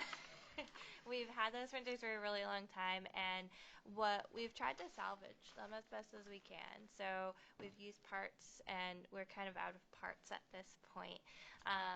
So this would be to, one, update the printers, and two, for efficiency matters. So the printers that we're looking at are going to have multiple drawers. So right now, each teller has 5 printers assigned to them. So 5 times 3 tellers, that's the amount of printers that we have up at that front office. And if we have an issue with one of the printers, all the printers go down. So what we're looking at doing is getting a consolidated printer, that we can have multiple drawers, that we can utilize one printer instead of 5 printers. And we got a quote from Kyocera. Kyocera, we have a contract with. We have our large copy machines with them. And the other large item for a printer/copier machine is for the library department, which we got a quote of about $4,000 for. That would increase patron services. We get a lot of people looking to make copies, looking to make scans, looking to print their tax returns. We do have a small fee for printing paper at the library, but this will upgrade their printer copier over there. So you said that the new printer will encompass 5 of the printers, so you're still going to buy 3 new printers to take over the 15, right? So the new printer will take care of 2 to 3 printers, and then the other ones are receipt printers, which we have to have. Okay. But it will consolidate a It'll still make majority. it better. Okay. Kayla, is this a lease? Are you leasing them, or are you purchasing outright? Purchasing them. Purchasing them outright. Okay. Usually people lease them. There are lease options for the large copy machines, but for the small ones, yeah, the small printers, I mean, we've gotten tons of years out of the ones that we already have, so we found that buying them would be more cost efficient. One other question is, if I remember correctly, you have two accounting systems or 2 record-keeping systems? Correct. And so is that included in here, or is there a transition out where you can reduce the software costs? It is included in there. We still have Harris, which is Trio, because Harris right now holds our water and sewer payments and our motor vehicle registrations. We're looking to do the conversion with Tyler for the sewer side of things July 1st.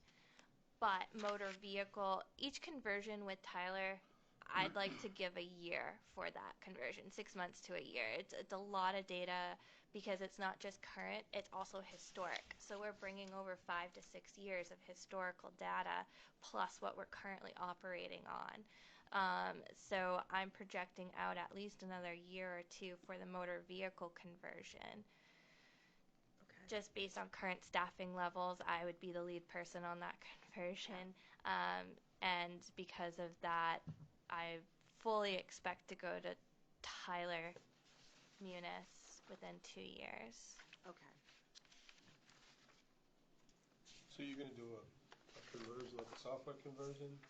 Yeah, it's been an ongoing process for the past 4 4 years or so. I think they started it in 2018, which would be a fiscal year 19, and that's when they brought the financial piece out of Trio and onto Munis. And then consequently each year it's been a little piece here, a little piece there, because it's a Very daunting. extraordinary Well, yeah, but measure.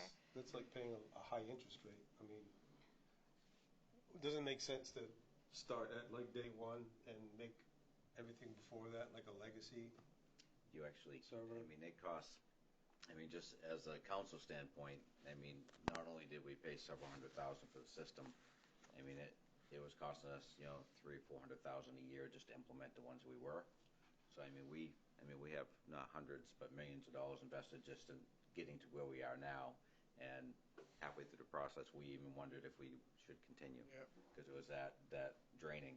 I mean, we had to hire a lot of outside. It's nothing. A lot of the stuff we couldn't do internally, I guess. So it's something that we didn't have the ability to actually switch it all over at one time.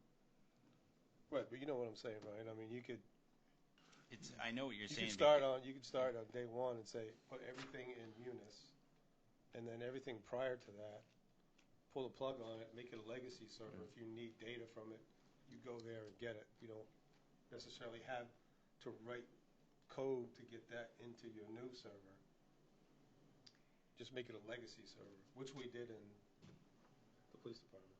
I think you would have to keep the software licensed to be able to do that, right? So Yeah, the thing would be the idea but would get rid of Trio because we're actually paying for 2 licensing right now versus the idea of once it's all said and done, we're just going to be with one company versus 2.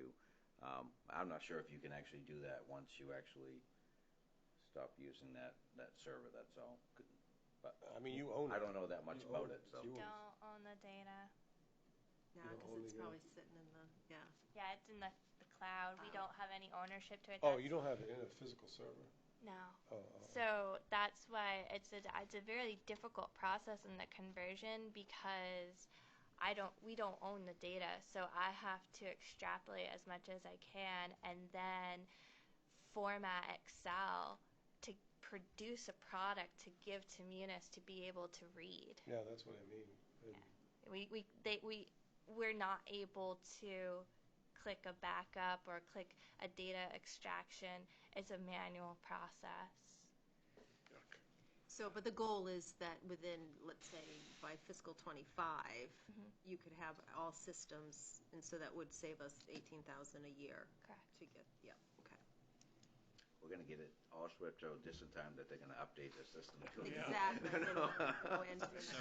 I know. So we've talked about training and stuff as well, about something that we've just looked into recently because there's a lot of new employees at this town office, and we have employees that have been here a couple of years that are trying to train the new employees, but there's been some changes. But it is very expensive. I'm finding out just even this week the amount of cost just to have Munis Tyler Technologies come in and do a training for us. There's some serious So you think amounts. about training one of our people to be able to train the rest of the staff? I mean, what's your thoughts on that? I mean, is there a way around not having them come in to actually do the training, or is that just something we just Train need the to? trainer? We just need to actually, we just need to. There's different modules. There's different days. We just got the initial one. We spoke to them, but the costs were not inexpensive at all. Nothing's been expensive about this process at all. It was a lot, and which was disappointing to see because I was really hoping to have them come in and actually do a training for all of our, all of finance and the new HR director to go through all this because it's not clear cut. Like I thought it would be. Some of these platforms are can be complicated. So. Do you get documentation on the training so that you could have a library, physical guide for people you can begin with? We call them Munis manuals. Yeah. We've got a good stockpile right now. Okay. But the one good advantage of having cloud-based software is that these updates happen all the time, whereas if you have something that's on your network, you have to go out and purchase the whole new software. But having this, at least you're getting updated the most recent. Absolutely, and the benefit to that too is we're technical. We're called SaaS supported, So what that means for Tyler Technologies is they, at the end of each night, they back up our data. So that way we don't have to do it. So if anything were to go wrong, they have our backup. So that's where we don't own the data. Yeah. It's something to think about. We had actually looked at this option at one point during the training of implementing of this years ago. Was the idea that there's other municipalities that have staff that is very fluent, that actually can teach as well as the people from the vendor themselves, that maybe be worthwhile if we could actually hire someone to come in that isn't, so to speak, right from the company, that actually uses the system every day, that's been using more than us, to actually help train our people. Even during the implementation of it, we actually were getting prices of, if Mark was there, it wasn't $50, $100, it was like $300,000, $400,000 for these people come in to actually train our staff. And we were like, there's people in other municipalities been dealing with this stuff every day, and these people are probably more fluid at it than the trainers are, and we probably could hire them as a stipend to come in the evenings or other days to actually help train our staff. People that use it every day versus the idea of just train every day. So it's a thought. At that point in time, there was people came in and they looked, and we were so underwater in this that they were like, there's just not enough hours in the day to get you where you need to be. But maybe if we're at that level now where we just need to fine-tune our skills, not, so to speak, learn them all, maybe we could hire someone from that uses it every day at a different municipality. Yeah, there are a lot of municipalities that use Munis. I mean, I can speak to that as taking on tax collector in January, new role, had to learn that module because Tyler is a whole system, but it's broken down into different departments, so to say, different modules. So if you don't live in that module, you have to learn that module. And there were a few municipalities that I'm very grateful were reaching out to me and helping me go through the mechanics of it because the trainings for Tyler were very expensive. Maybe something we can look into, right? Yeah, no, it's a good idea. Because with the turnover, I think, is there anybody that's even left here from the original when they first switched over? I think everybody's new, so. It's challenging, right? Yeah, hold on to her, hold on to her. Yeah, absolutely. Any other questions on that one? Seeing none, we'll move on from there to abatements. Yes, so abatements you actually won't find in your budget binder. Abatements is a bit of a up in the air topic as far as a budgetary perspective. Abatements, you have supplemental tax revenue that offsets the abatements, and then some municipalities, if that supplemental tax revenue isn't enough for those abatements, may use overlay, which is part of the commitment process. So from that standpoint, it's very difficult to budget abatements really efficiently. So last year you had like less than 20,000 in abatements, so Yeah. it's not a large amount of money. Right. Most places take it out of overlay because they can't predict. It could be 100,000 or it could be 10,000. Correct. I think So we were taking it out over. the most that we would see has been 20,000. So for that reason, I did not include it in the budgetary process. It's the best way, yeah. And that's usually higher in years that we do something to actually provoke that, right? Either with our evaluations or some type of change or swap. So. Correct. So it could be a different conversation by 2031.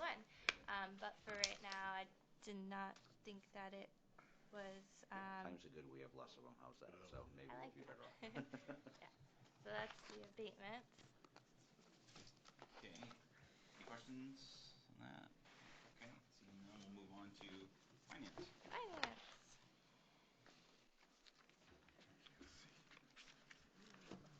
Can't cut that. We're just told how important she is. No, don't cut that. You cut that, you're looking for a new interim town manager. So with that, I'd like to say that, finance, I have a very special, I love finance, and I think that finance really is the core of a lot of things. It's an integral process amongst all the departments. I love to see interdepartmental working, and as finance director, I get to see and be a part of all of that. So with that, the finance department consists of the finance director, finance assistant, and AP clerk. The mission of the finance department is to properly maintain and report on all expenditures, revenues, and financial position of the town of Lisbon. manage cash flow, ensure that internal controls over all aspects of the town are adequate and being followed, provide advice and counsel to the town manager, department heads, and town council. Finance department has a fiduciary responsibility to the town of Lisbon and ensures financial stability. The requested budget provides for necessary resources to enable the staff to conduct the daily financial business of the town of Lisbon. The FY23 projected managerial budget appropriation is $258,835, which is a $35,044 increase over fiscal year 22 of $223,791. That increase is encompassing salary and wage benefit in alignment with the proposed pay scale structure, as is on the presentation tonight, for the 3 listed employees: finance director, finance assistant, and AP clerk. Other than that, the contracted professional services line has an increase of $136. That line is for our Pitney Bowes postage machine. During fiscal year 22, we had gotten a new postage machine. What I learned about the postage machine is that it appears on a lease program, but once you pay off that 60-month, it's not a purchase agreement. It's not a buyout agreement. You don't own that postage machine. So you still have to pay the same amount of money to Pitney Bowes to still use that machine. It was an old machine. We were having problems with it. So looked at Pitney Bowes, and they said, well, we have this new machine. It's more computer-based. Wi-Fi adaptable. Before, we had to hook up into the fax line and wait for it to dial. Now it's all Wi-Fi, which is great because it's much faster, which also attributes to the efficiency as one of my department goals is to increase efficiency where we can. So that's pretty much just finance. Have we ever thought about using a system that we can print stamps? I know the company I worked for was using a Pitney Bowes for years and went to a system of printing stamps. That I don't know, when you pay somebody, I don't know how it works, but I'd be interested to you just learn print them more right about it. off the printer. Okay. It is interesting. Yeah. You do see a lot of And you envelopes don't- that are printed stamps, right? As we typically do certified mailers during our lien processing, regular postage mail for our checks, and to send to the state. We do priority mail. Otherwise, we really don't do packaging. No, that's the same question I given asked. Only $1,400 to professional development with new staff. That actually, we just talked about how expensive this is to be trained in these. Is that actually practical? I think so. I think that next year I'll have the opportunity to do more professional development. I did not utilize that line as much as I would have liked to during fiscal year 22. So given that, I think the $1,400 is adequate. This is for your staff also, though, right? It is for the staff. It's for the finance assistant and the AP clerk. And apologize when I say I. Usually, me and my finance assistant comes with me. We're a duo. I hear you, but it's for the department that you are with all the changes. It's. I mean, I don't know what the trainings are, but it seems so that when we talked about some of the ones we just talked about earlier, that it's fairly expensive. Yeah, and a lot of them are through MMA, which are reduced price. Not in Boston. No, not in Boston. But you're seeing what I think would be interesting is a lot of GASB discussions, which is governing board for governmental accounting. Because we're in a new era, I think, of COVID funds. What does that mean on a financial level? What does it mean for our books? What does it mean on an audit level? How do we account for that? What are these grants? How do we do these reporting? So it's all kind of new age right now, and I think they're still trying to get their footing, so to say, but I think that some good trainings are to come from it. And again, I'm not sure you actually went through the numbers already. I just need to ask because it's going to be a big push. You know. Yeah. I'm sending her and her assistant to a training in a couple weeks. We are Out of going town. to Augusta. It's the first live one. We're kind of excited. We're going to pack lunch. Very cool. Is that the first training that you? It's the first one we've been to since COVID.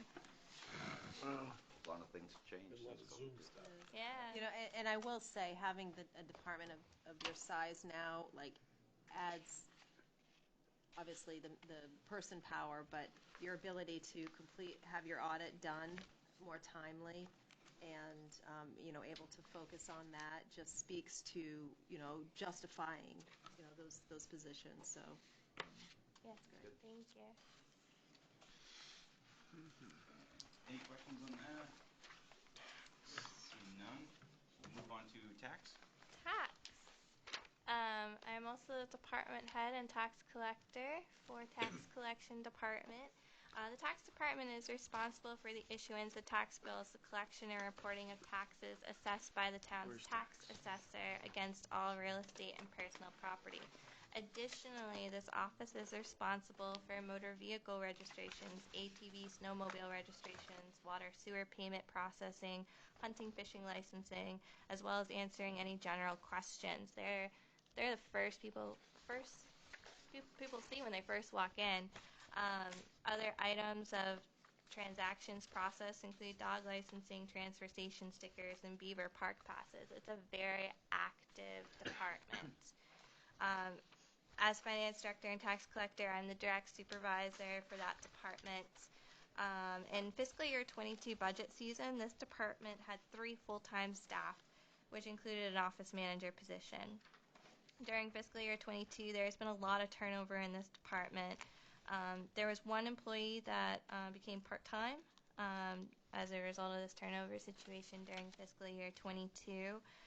This fiscal year 23 budget is inclusive of the 3 full-time positions that had already existed, with the addition of the part-time position that's already employed.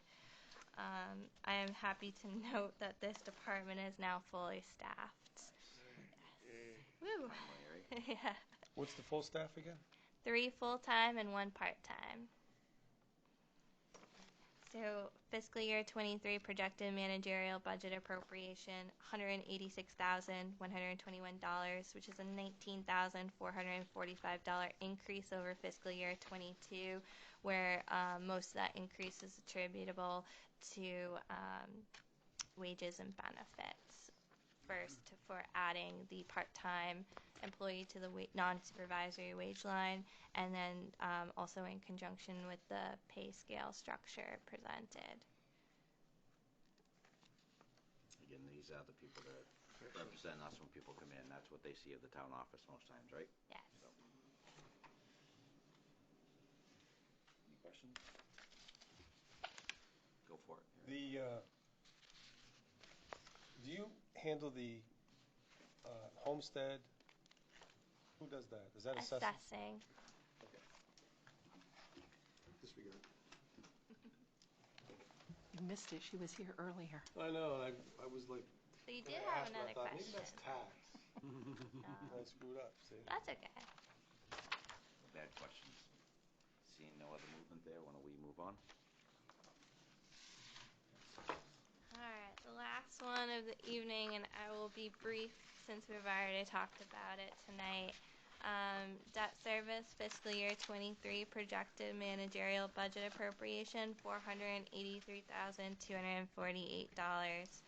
You will note that was a slight difference in the all-encompassing projected for the debt service and the CIP presentation, and that's because the Pinewood Road's bond interest we had legal counsel look at, and when we did the Pinewood Road, we had the cash from the bond, and based on what was projected, it came in under budget.